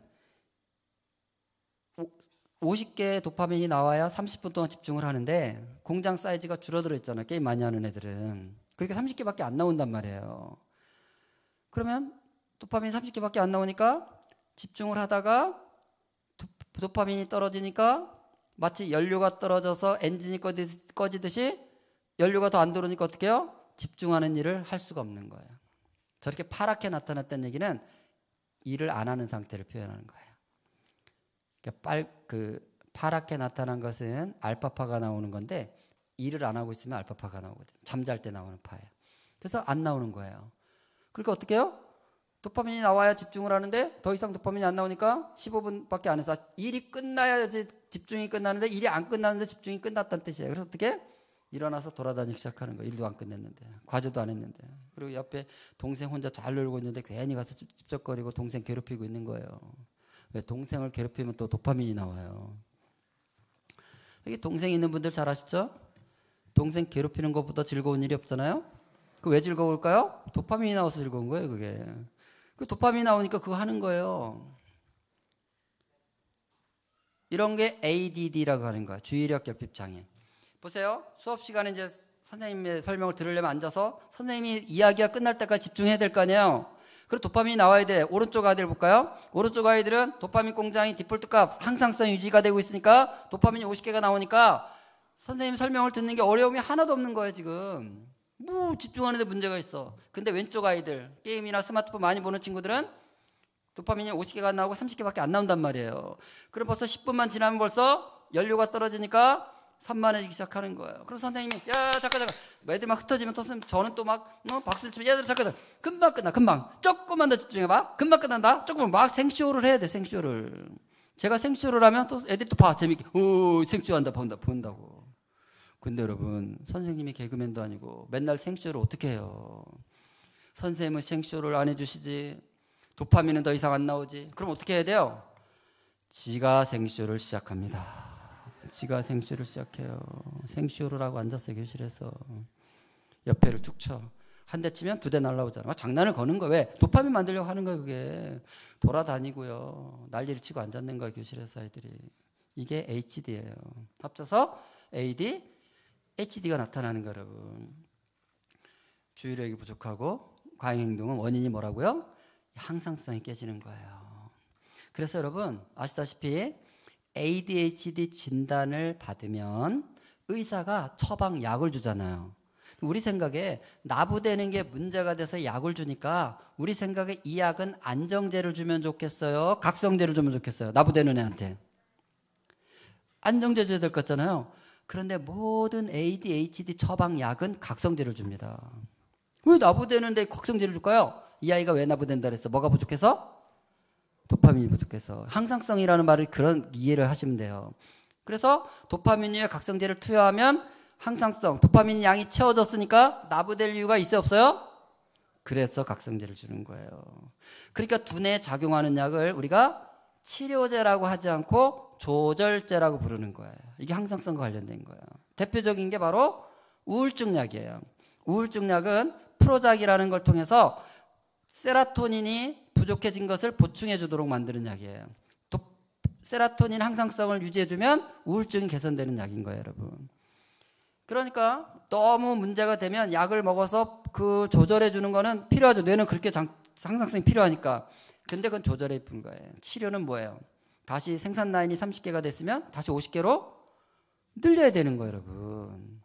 근데 30개로 왜 줄었어? 뭐 때문에? 선택과 경험. 선택과 경험이 바꾼다 그랬잖아요. 줄은 거예요. 그래요. 늘리는 방법도 뭐예요? 선택과 경험이라는 거예요, 여러분. 그래서 여러분 주변에 여기 계신 분들은 없겠지만 여러분 주변에 아이가 너무 나부되고 별것도 아니고 너무 쉽게 짜증내고 뒤집어지고 못 참고 막 여러 사람 힘들게 하는 아이들이 있는 집이 있으면 여러분 2가지를 해야 되는 거예요. 걔가 이렇게 차분하게 주의를 기울이는 장치가 지금 망가진 거니까 도파민 양이 지금 문제가 되니까 1번 그가 지금 접하고 있는 자극적인 영상을 당장 끊어야 되는 거예요. 그 아이들 중에서 영어 한다고 비디오 안 보는 애들은 없을 거예요, 아마. 그것부터 끊어야 되는 거예요. 지금 영어가 필요한 게 아니에요, 지금 이 아이한테는. 이 항상성을 유지해야 돼요. 영어 비디오 보는 거 당장 끊어야 돼요. 그러고 나서 뭘 하냐? 생산 라인 줄었잖아요. 다시 50개로 늘려야 되잖아요. 그 줄일 때는 왜 줄인 거예요? 필요 없다 그래서 줄인 거잖아요. 그럼 늘리려면 어떻게 해야 돼? 많이 필요하다고 해야 돼. 그러니까 뇌가 여기저기서 야 도파민 왜 이렇게 적게 만들었어? 더 만들어내, 더 만들어내. 막 이렇게 해야 늘어날 거 아니에요, 그죠? 그게 답이에요. 뇌를 많이 가동을 시켜야 돼. 도파민 필요하도록. 그걸 이제 처음 발견한 사람이 이제 와일더 펜필드라는 사람인데 이 사람이 뇌를 수술하면서 보니까 뇌를 만지는데 손이 움직이고 뇌를 만지는데 발이 움직이는 걸 본 거야. 그러니까 우리 두뇌의 모든 운동 감각 영역들이 신체 일부 어디로 다 연결이 돼 있다는 걸 알게 된 거예요. 그래서 이 사람이 55명의 환자들의 뇌를 꼼꼼하게 다 찔러봤대, 자기가. 뇌를 찔러봤더니 글쎄 우리 뇌 30%는 양손 쪽으로 연결돼 있고 25%는 입과 혀로 연결돼 있고 15%는 양 발로 연결돼 있더래요. 그러니까 우리 두뇌 70%가 손과 입과 발로 연결돼 있더라는 거예요. 우리 몸의 단위 면적은 엉덩이가 제일 크지만 아무리 엉덩이를 써도 뇌에 자극 간다 안 간다? 그럼 어디를 써야 뇌는 자극된다? 손과 입과 발. 그러니까 손과 입과 발을 많이 움직인다는 건 지금 두뇌를 많이 가동시키고 있다는 뜻이에요. 두뇌를 많이 사용하고 있으면 도파민이 많이 필요해요? 적게 필요해요? 많이 필요하죠. 두뇌에 필요한 연료를 공급해야 되니까. 그래서 아이들이 그렇게 논다는 걸 아시면 됩니다. 여러분 아이들의 놀이를 관찰해 보세요. 어떻게 놀아요? 늘 손으로 움직이잖아요. 뭔가 손을 가지고. 손 가지고 별거 다 하잖아요. 늘 그냥 놀아요? 계속 좀 얘기를 하고 놀아요. 혼자 놀든 같이 놀고 계속 말을 하고 있어요. 놀이터 나가보세요. 그냥 뛰어놀면 좋겠는데 왜 이렇게 시끄럽게 뛰어놀아? 말을 멈추질 않아요. 얼마나 발이 부지런한지 항상 움직이면서 신체 활동을 하지 머물러 있질 않아요. 무슨 뜻이에요? 두뇌 70%를 가동 중이란 뜻이에요. 그리고 도파민이 많이 필요하니까 열심히 생산성을 공장을 늘려야 될 거 아닙니까? 그런데 스마트폰 볼 때는 어때요? 손으로 움직입니까? 입으로 움직입니까? 발로 움직입니까? 그럼 두뇌 70%가 꺼져 있다는 뜻이에요. 도파민 쓸 일이 있어 없어요? 없다는 뜻이에요. 근데 자극은 강해요, 약해요? 자극은 강하면 도파민은 많이 나와요, 적게 나와요? 많이 나오잖아요. 그러니까 뇌는 도파민이 필요 없다고 그러는데 도파민은 계속 많이 만들어내. 그렇게 쓰레기 쌓여. 그럼 어때요? 공장 사이즈를 점점 더 줄이게 되는 거예요.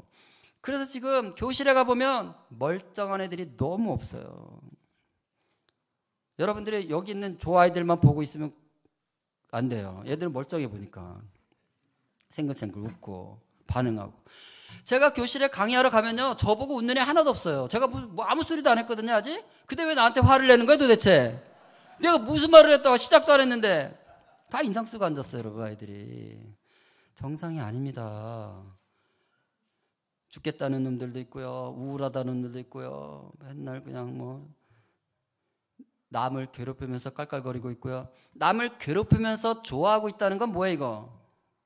이 정신병입니다. 남을 괴롭히는데 지는 좋대. 있을 수도 없는 일인데 이런 일들이 교실에서 아무렇지도 않게 일어나고 있어요 여러분. 왜? 이게 지금 항상성이 깨져서 그래요 여러분 다.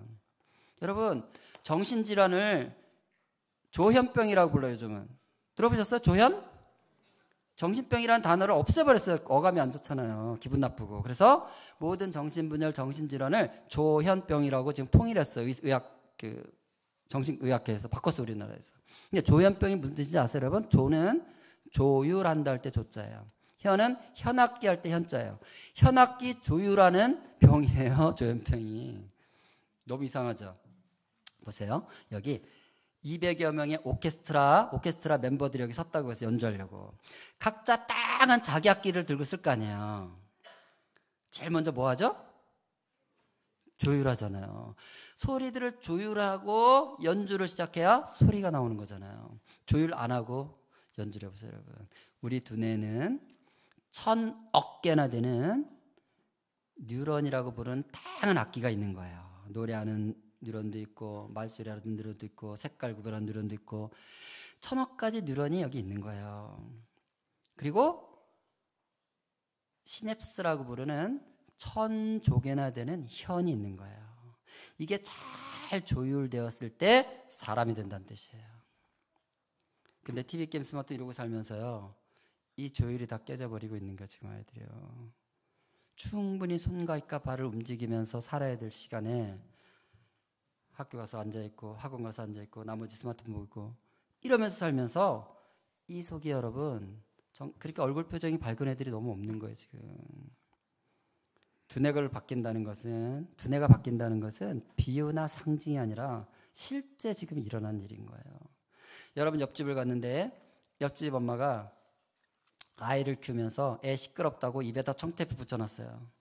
손을 묶어놨어요. 발을 묶어놨어요. 그리고 애를 키운다고 해보세요. 그러면 저 집은 양육 방식이 특이하다. 독특하게 양육. 이러고 말아요? 어떻게 해요? 신고하겠죠, 신고. 저는 여러분을 다 신고하고 싶어요. 제 신고를 받아주는 곳이 없어. 근데 아무도 제 신고를 안 받아줘. 우리는 틈만 나면 TV 틀어놓고, 틈만 나면 컴퓨터 앞에서 게임 시키고, 틈만 나면 스마트폰 보게 하면서 애 탓을 하고 있는 거야 지금. 여러분 우리 아이가 지금 어떤 선택과 경험을 하고 있는지를 정말 돌아보시고요. 어쩔 수 없다? 아니 어쩔 수 없 담배 달라 그러면 주나요? 어쩔 수 없다고 술 달라면 주나요? 그게 옳지 않으면 다른 선택을 할 기회를 줘야 되는 거예요. 부모는 선택을 바꾸게 해줘야 되는 거예요. 시간이 자꾸 많이 가는데 여러분 책으로 보세요. 책으로.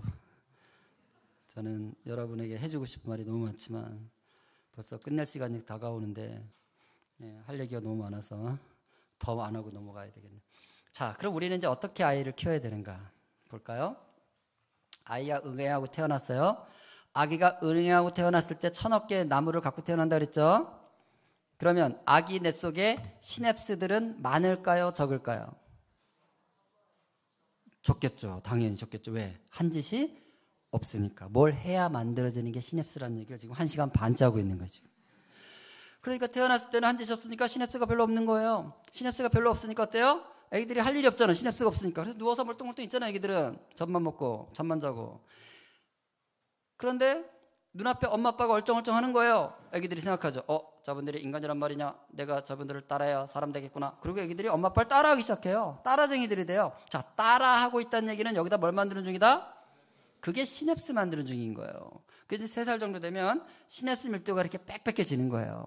시냅스가 저렇게 많아졌다는 얘기는 엄마 아빠 잘 따라했다 이런 뜻이에요. 근데 안 따라했으면 어떻게 했을까요? 우리 애가 밥은 잘 먹고 잠은 잘 자.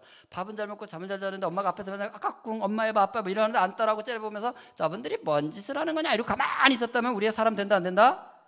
그러면 따라해서 사람 된 거예요. 그리고 왜 따라했을까요? 왜? 그 이유가 있는 거예요. 이 사진은 좌뇌 우뇌인데 바나나 먹으면서 찍은 뇌 사진이에요. 바나나 먹고 있을 때는 저 뇌 가운데 빨갛게 돼 있는 저 뉴런들이 일을 하는 거예요. 저게 바나나 먹을 때 사용되는 뉴런들이에요. 저 장기들이에요. 바나나 먹을 때 쓰는 장기들이에요. 아래 사진은 앞 사람이 바나나 먹는 것을 구경하면서 찍은 뇌 사진이에요. 그러니까 아래 사람은 지금 바나나 먹어요, 안 먹어요? 안 먹어요. 근데 지 뇌는 지금 뭐 하는 줄 알고 있어요? 아주 바나나를 혼자 먹고 앉았어요, 지금 뇌에서. 이런 현상을 처음 발견한 사람이에요, 저 사람이. 이렇게 이름을 붙였어요. 거울신경이다. 우리 뇌에 1000억 개 뉴런이 있는데 이 뉴런은 거울을 달고 있다. 이렇게 비유를 한 거예요. 아주 재밌는 이름 붙인 거예요. 거울이 있다. 소리 나오게 해주세요. 엄마가 혀를 내밀면 아기는 금방 엄마의 표정을 따라합니다.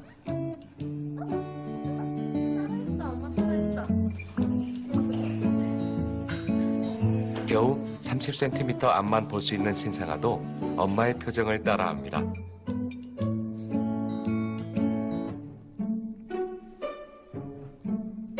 선명하게 보이지 않아도 직감적으로 표정을 흉내내는 것입니다.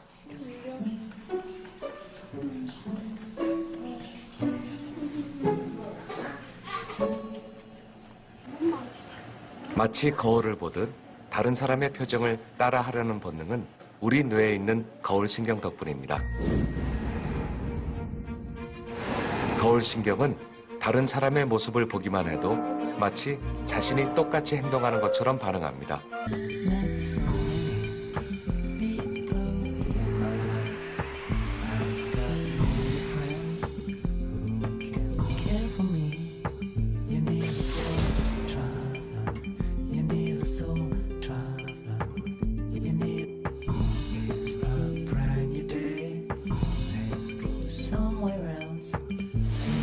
자, 아기들이 응애하고 태어났을 때 1000억 개 나무를 갖고 태어나는데 거기에 거울이 달려 있다는 말은 우리한테 부모들에게 굉장히 중요한 메시지인 거예요. 아기 입장에서 볼 때 밥 잘 먹고 잠 잘 잔다고 사람 되는 게 아니라 그랬어요. 강아지는 밥 잘 먹고 잠 잘 자면 무조건 개가 되게 돼 있어요. 강아지가 개 되기 위해서 좀 학교 좀 다녀야 되나요? 송아지는 밥 잘 먹고 잠 잘 자면 무조건 소가 되게 돼 있어요. 근데 사람은 1000조개나 되는 시냅스 모양을 만들어내야만 사람이 되는 거예요. 근데 아기 입장에서 볼 때 그 일이 어려울 게 없어. 왜? 거울 달려 있으니까. 뭐만 하면 된다? 따라하기만 하면 된다 이 말이에요. 그러니까 부모는 이제 뭐 하는 존재라는 거야? 아이 앞에서 잘 보여주어야 하는 존재다 이걸 말하는 거예요. 그러니까 우리 아이가 두뇌가 발달되는 게 1000조개 시냅스를 만드는 과정인데 그 1000조개 시냅스를 만들기 위해서 하나님이 사용하시는 도구는 뭐다? 부모라는 존재를 주셨다는 거예요. 도구로. 그러니까 우리 아이들이 좋은 학교 다니고 좋은 선택 여행 다니고 좋은 거 많이 보고 이것도 필요하죠. 선택과 경험이 두뇌를 바꾸니까 필요해. 근데 진짜 중요한 거는 아이들 앞에서 엄마 아빠가 어떤 삶을 보여주느냐가 훨씬 두뇌를 만드는 데 중요하다는 뜻이에요. 만약에 어떤 엄마가 맨날 성질을 내면서 애한테 소리를 지른다고 해보세요. 내가 네 잘 되라고 그러는 거잖아. 딴 뜻이 없어. 그리고 막 소리를 지른다고 해보세요. 그럼 아이 뇌에서 소리가 나오는 거예요. 입에서 나오는 소리 아니고 뇌에서 엄마 제발 부탁하는데 나 잘 되는 거 좀 신경 쓰지 마시고 엄마나 행복하게 사세요. 그러면 나는 따라갈 거거든요. 이것이 거울 뉴런의 외침이에요. 우리 아이들은 따라할 완벽한 준비가 돼 있다. 내가 잘 살아내는 것이 진짜 아이의 두뇌 발달에서 중요한 요소라는 걸 보여주는 거예요. 그러니까 오늘의 4번째 마지막 키워드 부모가 된다는 것은 자식과 싸우는 존재가 아니라 자신과 싸워서 이겨내는 존재가 되는 거예요. 최종적으로 복습해 보겠습니다. 복습. 첫 번째 키워드, 부모는 바로바로 안 나오네. 부모는 두 번째 키워드, 선택과 경험. 세 번째 키워드, 항상성. 오늘의 마지막 키워드, 부모는 자식과 싸우는 게 아니라 나와 싸운다.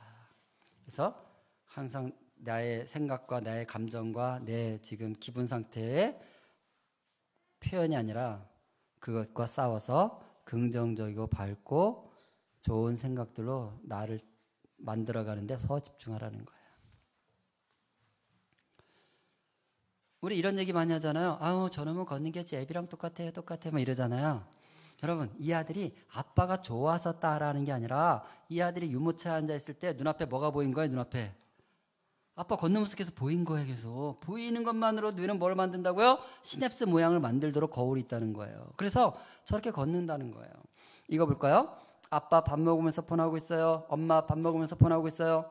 그러면 이들의 선택과 경험은 시냅스 모양을 만든다고 그랬잖아요. 오락실을. 그런데 아들은 밥만 먹고 있잖아요. 선택이 다르니까 다른 시냅스가 만들어져야 되는데 유감스럽게도 아들의 뇌에는 뭐가 달려있다고요? 거울이 달려있다고요. 그럼 세 사람의 시냅스 모양은 똑같아.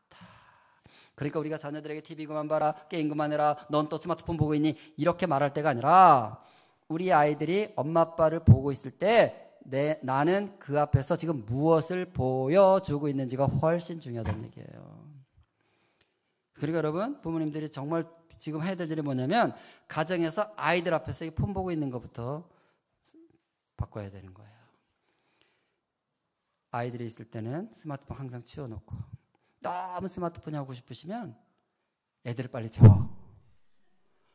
재워놓고 부부가 침대에 누워서 밤새 해. 체력이 되면 밤새 해.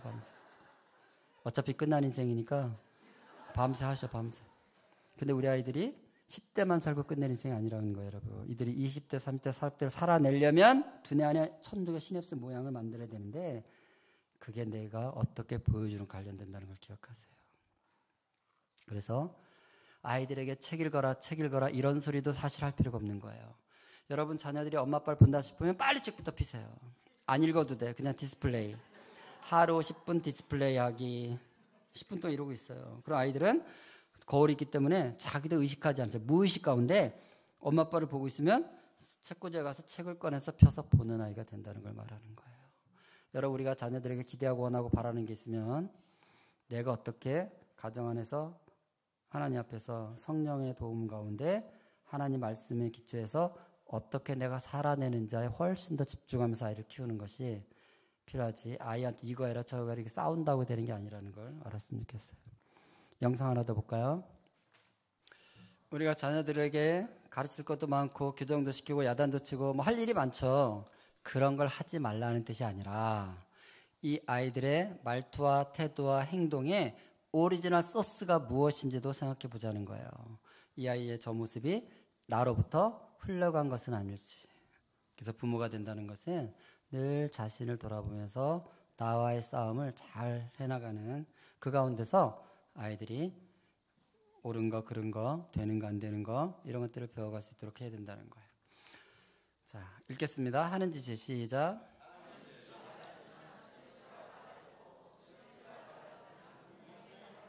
네, 이것이 두뇌과학이 우리에게 말하는 거예요. 우리 아이가 지금 어떤 선택과 경험을 하고 있는가.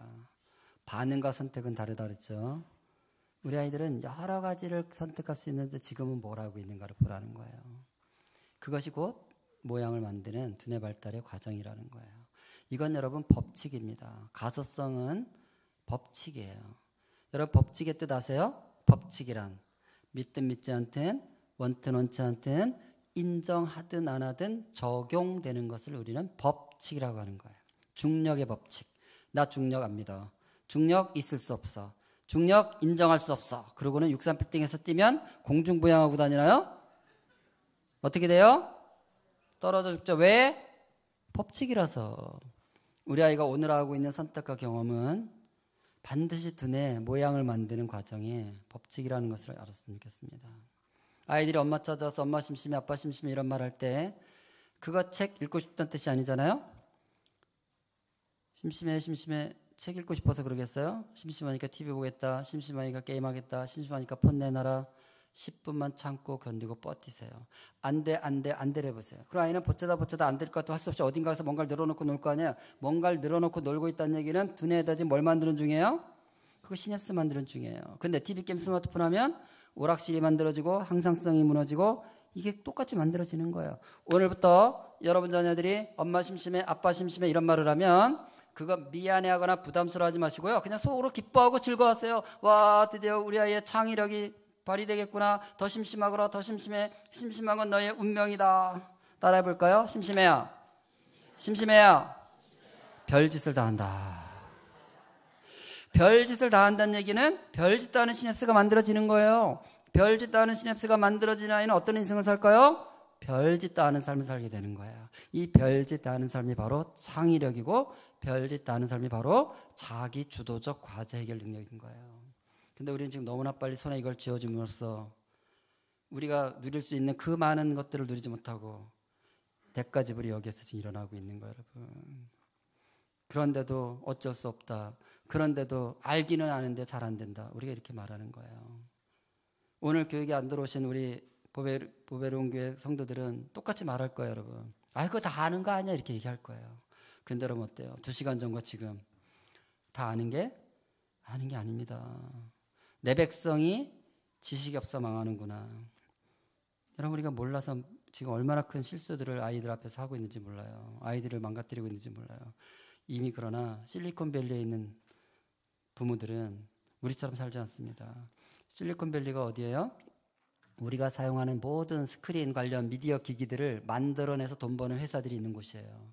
그 부모들은 앱을 만들고 스마트폰을 만들고 이 통신 관련된 장비들을 만들고 그러고 돈을 버는데 자녀들은 그런 학교를 보낸다는 거예요. 어떤 학교요? 등록금이 2천만 원 1년에. 돈도 많이 벌어요, 저분들은. 어떻게 1년에 2천만 원짜리 학교를 보내요, 아이들을. 근데 이 학교는요, 전자칠판도 없고요. 학교에 스마트폰 당연히 가져올 수 없고요. 학교에 스마트폰 가져오는 학교들 많지 않습니다, 지금 외국에는. 전자사전도 가져올 수가 없어요, 전자사전도. 왜 이렇게 키울까요? 여러분 이런 말 아세요? 남의 힘을 빌리면 내 힘이 약해진다. 우리가 여기다 전화번호 입력시키고 났더니 내 머릿속에 전화번호 남아있어요? 빠르고 편하고 쉽고 좋지만 이걸 의존하면요 내 힘이 약해지는 거예요. 그래도 우리 부모님들이 이걸 쓰시라고요. 어차피 끝난 인생들이니. 근데 여러분 아이들이 이게 안 만들어지 시냅스가 안 만들어지면 살 수가 없는 거예요 지금. 그런데 우리는 아무렇지도 않게 내가 쓰니까 너도 써라 이런 식으로 가서는 안 되는 것입니다. 그래서 저 학교들은요 저렇게 하는 거예요.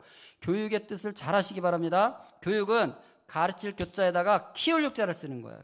편할 육자가 아닌데 너무나 많은 사람들이 교육을 편하게 만드는 게 교육인 줄 알아요. AI 교육 편하죠? 다 해주니까 다 말해주니까. 근데 여러분 교육에 대해서 진짜 무지한 사람들이 AI 교육 외치고 있는 거예요 지금. 여러분 AI 교육의 핵심적인 문제가 뭔지 아세요?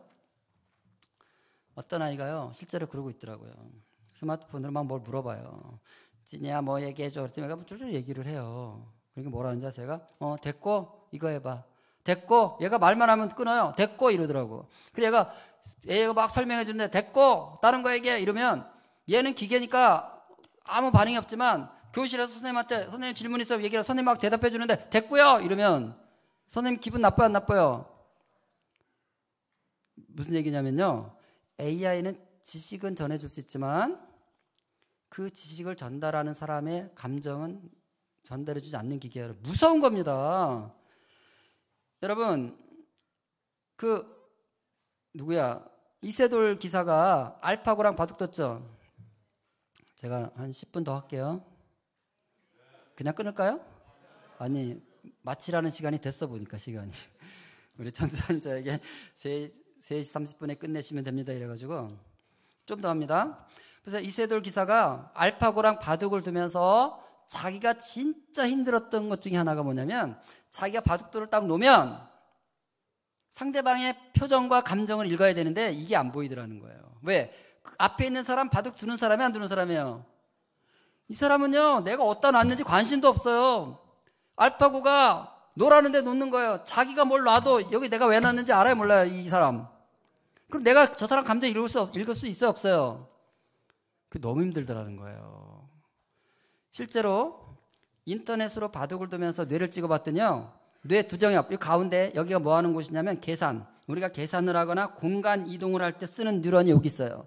여기만 조금 움직여요. 나머지는 다 꺼져 있어요. 온라인으로 바둑 두니까. 근데 그 사람이 온라인으로 바둑을 두다가 사람 앞에 앉혀놓고 바둑을 두기 시작했어요. 그랬더니요, 뇌 전체가 다 켜지는 거예요. 다 빨개지는 거예요. 왜? 왜 켜져요? 여러분, 앞에 사람 두고 바둑 둬보세요. 돌만 신경 쓰게 돼요? 그 사람의 표정, 눈빛, 숨소리까지, 이 손 움직임 다 신경 쓰이잖아요.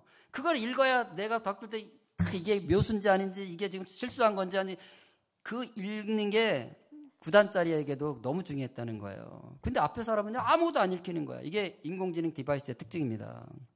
아무것도 배울 수 없어요. 여러분, 우리가 자녀들을 키우면서 지금 가정에서 아빠는 아빠대로 스크린 보고 있고, 엄마는 오빠대로 스크린 보고 있고, 애네대로 스크린 보고 있으면 이 스크린은 그런 감정들이 없기 때문에 뇌를 다 꺼놓고 사는 거예요. 그럼 교실에서도 선생님이 뭔 얘기를 할 때 애들이 스크린 취급하라. 선생님은 스크린 취급해요. 뇌 다 꺼놨어요. 감정을 읽지 못합니다. 선생님이 아이의 어떤 문제 때문에 화가 나 있으면 긴장해야 되는 거 아니에요? 그런 게 있을까요? 스크린 속에 존재하는 거로 보기 때문에 없는 거예요. 제 아내가요, 1983년부터 교사를 했는데 서울에서 처음에 부임해 갔더니 자기 반 아이들이 70명이었대요. 한 교실에. 그때는 30명만 놓고 수업을 해봤으면 소원이었겠다고 그랬다는 거예요. 그리고요, 25년 지나서 교사를 그만둘 때 그 반에 26명이었어요. 소원 풀었잖아요. 그런데요, 그때 70명 놓고 수업할 때보다 26명 놓고 수업할 때가 훨씬 힘들었다는 거예요. 그때는 스마트폰이 아이들한테 주지도 않았을 때인데도 이미 스크린을 보기 시작한 아이들 때문에 이런 얘기를 하는 거예요. 70명 놓고 수업할 때는요, 어떤 애가 잘못을 하면 말할 필요도 없대요. 그냥 눈빛만 쫙 쏘면 나머지 69명이 긴장했다는 거예요. 선생님 표정 보고. 그때는.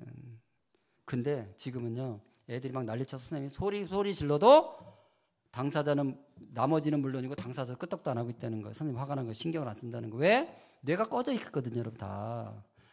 여러분, 인공지능 디바이스가 교육에 효과적이라고요? 교육이 뭔데요? 사람 만드는 거예요. 그런데 상대방의 감정을 읽을 수 없어요. 감정을 개입잖아요. 이걸 뭐라고 불러요? 사이코패스라고 하는 거예요. 상대방의 태도에 신경 쓰잖아요. 이걸 소시오패스라고 부르는 거예요, 여러분. 이 무서운 인간들을 만들겠다는 뜻이에요, 여러분. 인공지능 디바이스가 하겠다는 거는. 우리가 정말 정신 차리고 가야 됩니다. 여러분, 우리 가정에서 아이들이 스크린 보면서 시간을 보내면 뇌가 안 만들어지는 거예요. 뭘 해야 돼요? 스크린을 끄고 부모랑 시간을 보내야 되는 거예요. 사람과 시간을 보내야 되는 거예요. 그런 아이들은 교실에서도 선생님과 시간을 보내는 아이가 되는 거예요. 집에서 스크린과 시간을 보내게 방치해두면 교실에서도 아이들은 그냥 스크린 속에 있는 선생님을 바라보다 그냥 집에 오는 거예요. 지식은 늘어나죠. 그러나 감정을 읽지 못하고, 감정을 표출하지 못하고, 상대방의 태도를 읽지 못하고, 내 태도가 상대방에 어떤 영향을 미칠지를 알지 못하면 사이코패스, 소시오패스 되는 거에 불과합니다. 그래서 빌 게이츠도 14살 때까지 자녀들에게 스마트폰을 아예 사주지 않았다는 거, 여러분. 애들이 와서 아빠한테 아빠 나만 없어 그랬다는 거예요.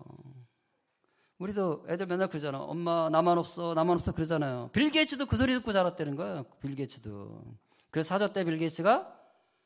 여러분, 그런다고 사주는 게 아니에요. 필요하냐 필요하지 않느냐 초점을 맞춰야 되는 거예요. 지금 이 아이의 선택과 경험에 이게 지금 얼마나 필요한지 필요하지 않은지 그게 훨씬 중요한 거예요. 스티브 잡스 아이패드 지가 만들어서 고겠지만 자기 자녀들에게 아이패드 줬대요? 아이패드 안 줬다는 거예요, 여러분. 11월 한 달 동안 여러분들이 캠페인 한다 그래서 제가 5가지 실천 과제를 드리겠습니다. 1번, 여러분 거실에 있는 TV를 방으로 옮기세요. 침실로. 아빠 침실, 엄마 침실로. 도저히 우리 집은 벽에다 붙여놔가지고 옮길 수가 없으면 천으로 씌워놓으세요. 천으로 씌워놓으세요. TV를 끄고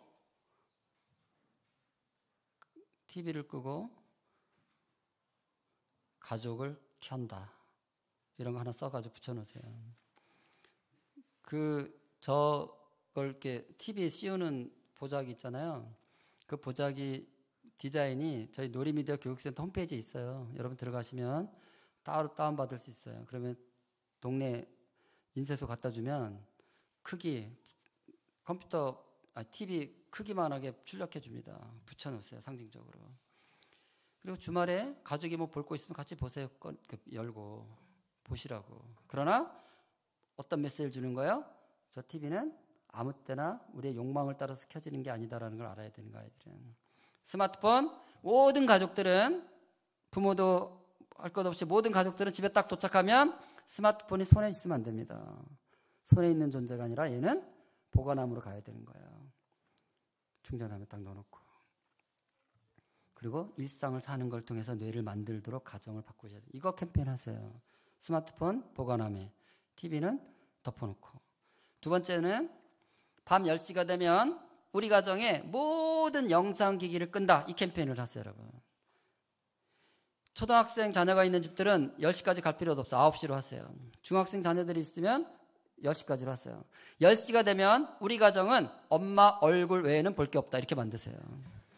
엄마 얼굴 외에는 볼 게 하나도 없어. 그러면 잔소리하지 않아도 다 들어가 자게 돼 있습니다. 엄마 얼굴 보고 있어 보세요, 여러분. 얼마나 지루해. 잠이 안 오겠어요. 그런데 12시 1시까지 침대에 누워가지고 이거 하게 만들어 놓으면 여러분 잠을 못 잡니다. 그리고 아침에 일찍 일어날 수 있어요? 깨워야 되죠? 그럼 또 싸우는 거예요. 여러분 아침부터 아이랑 감정 싸움을 해야 되고 소리 질러야 돼요. 학교 보내야 되니까. 거기서 싸우는 건요 진짜 미련한 짓이에요. 9시 되면 거기서 싸우세요. 밤 9시에 전부 스마트폰 갖다 놔. 그리고 나머지 시간은 네가 지지고 볶든 뒹굴든 구르든 알아서 하다 자. 해보세요, 여러분. 다 자게 돼 있어요. 그래서 10시 되면 책을 읽으면서 얘기를 하면서 뭔가 필요한 걸 하면서 잠이 들어야 아침에 일어나서 하루를 사는 거예요. 원래 그렇게 만들어진 대로 살아야 되는 거예요. 근데 저것이 지금 12시 1시까지 우리를 지배하기 시작하면요 여러분 자녀들 감당 안 됩니다. 이게 사단이 원하는 거예요. 부모 자녀 왼수 만드는 거. 부모 자녀 왼수 만드는 가장 좋은 길이에요. 아이가 스마트폰 주면요 다 왼수가 됩니다. 지금. 세 번째, 우리 초등부, 중등부, 고등부는 주일 올 때는, 교회 올 때는 집에다 스마트폰 두고 오게 캠페인을 시작하세요. 당장 다음 주부터 하세요. 그래서 교사들, 여기 초등부 교사 손 들어보세요. 교사가 없어요? 초등부 교사 둘밖에 안 왔네? 셋? 넷?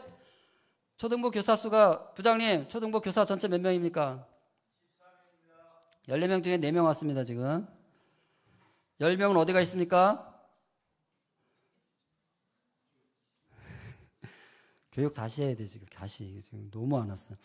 그래서 교사들이 뭘 해야 되냐면, 토요일 날, 선생님들은, 부장님, 선생님들에게 알려주세요. 토요일 날, 내가 담당하고 있는 학생들 있을 거 아니에요. 내 담당 학생들의 부모님들에게 엄마 아빠에게 전부 문자를 보냈어요.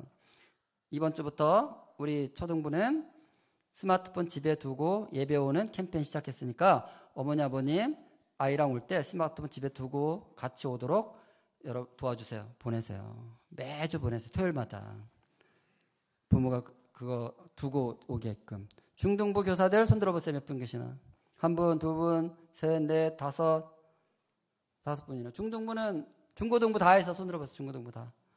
다예요? 4명? 5명? 6명? 중고등부는 교사가 전체 몇 명인데요? 네, 또 14명이네? 공평하네.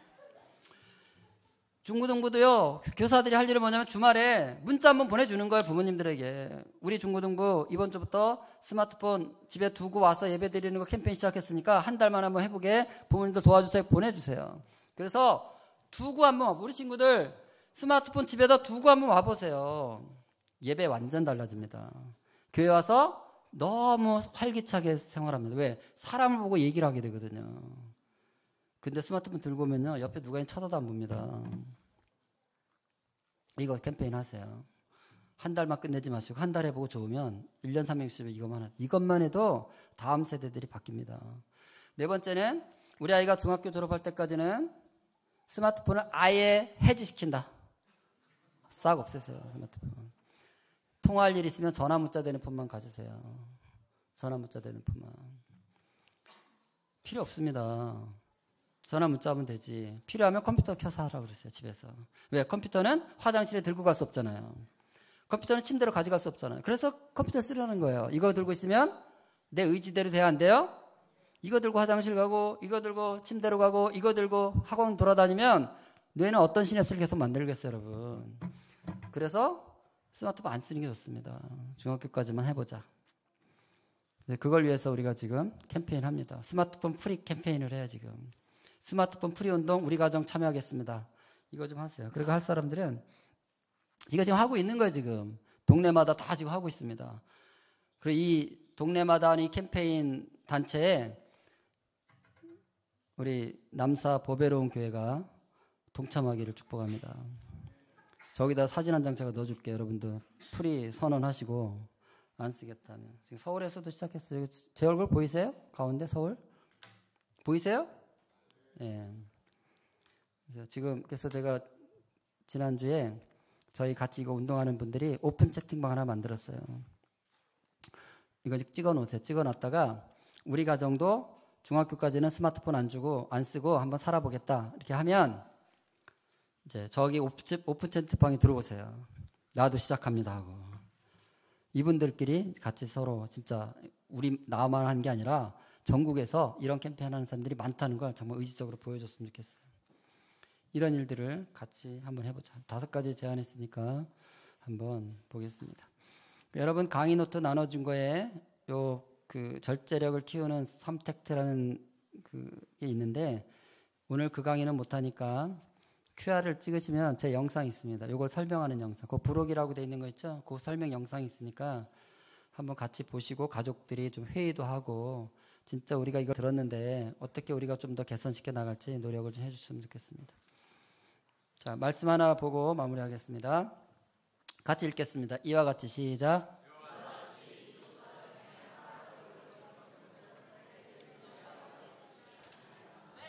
아멘.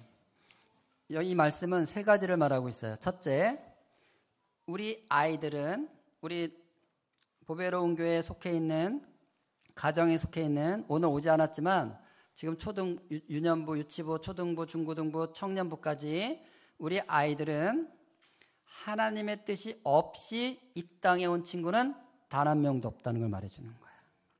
모든 우리 아이들은 창세전부터 하나님의 뜻과 계획을 가지고 이 땅에 온 거예요. 아멘? 그 얘기하는 거야. 2번째, 그럼에도 불구하고 그 하나님의 뜻을 잃어버린 채 살 수도 있다는 걸 말하는 거예요. 어떻게 하면? 선택과 경험이 잘못되면. 우리가 재밌는 거 이러고 선택과 경험을 바꿔버리면 하나님의 뜻과 계획은 일찍 태어났지만 잃어버리고 살 수 있다는 걸 말하는 거예요.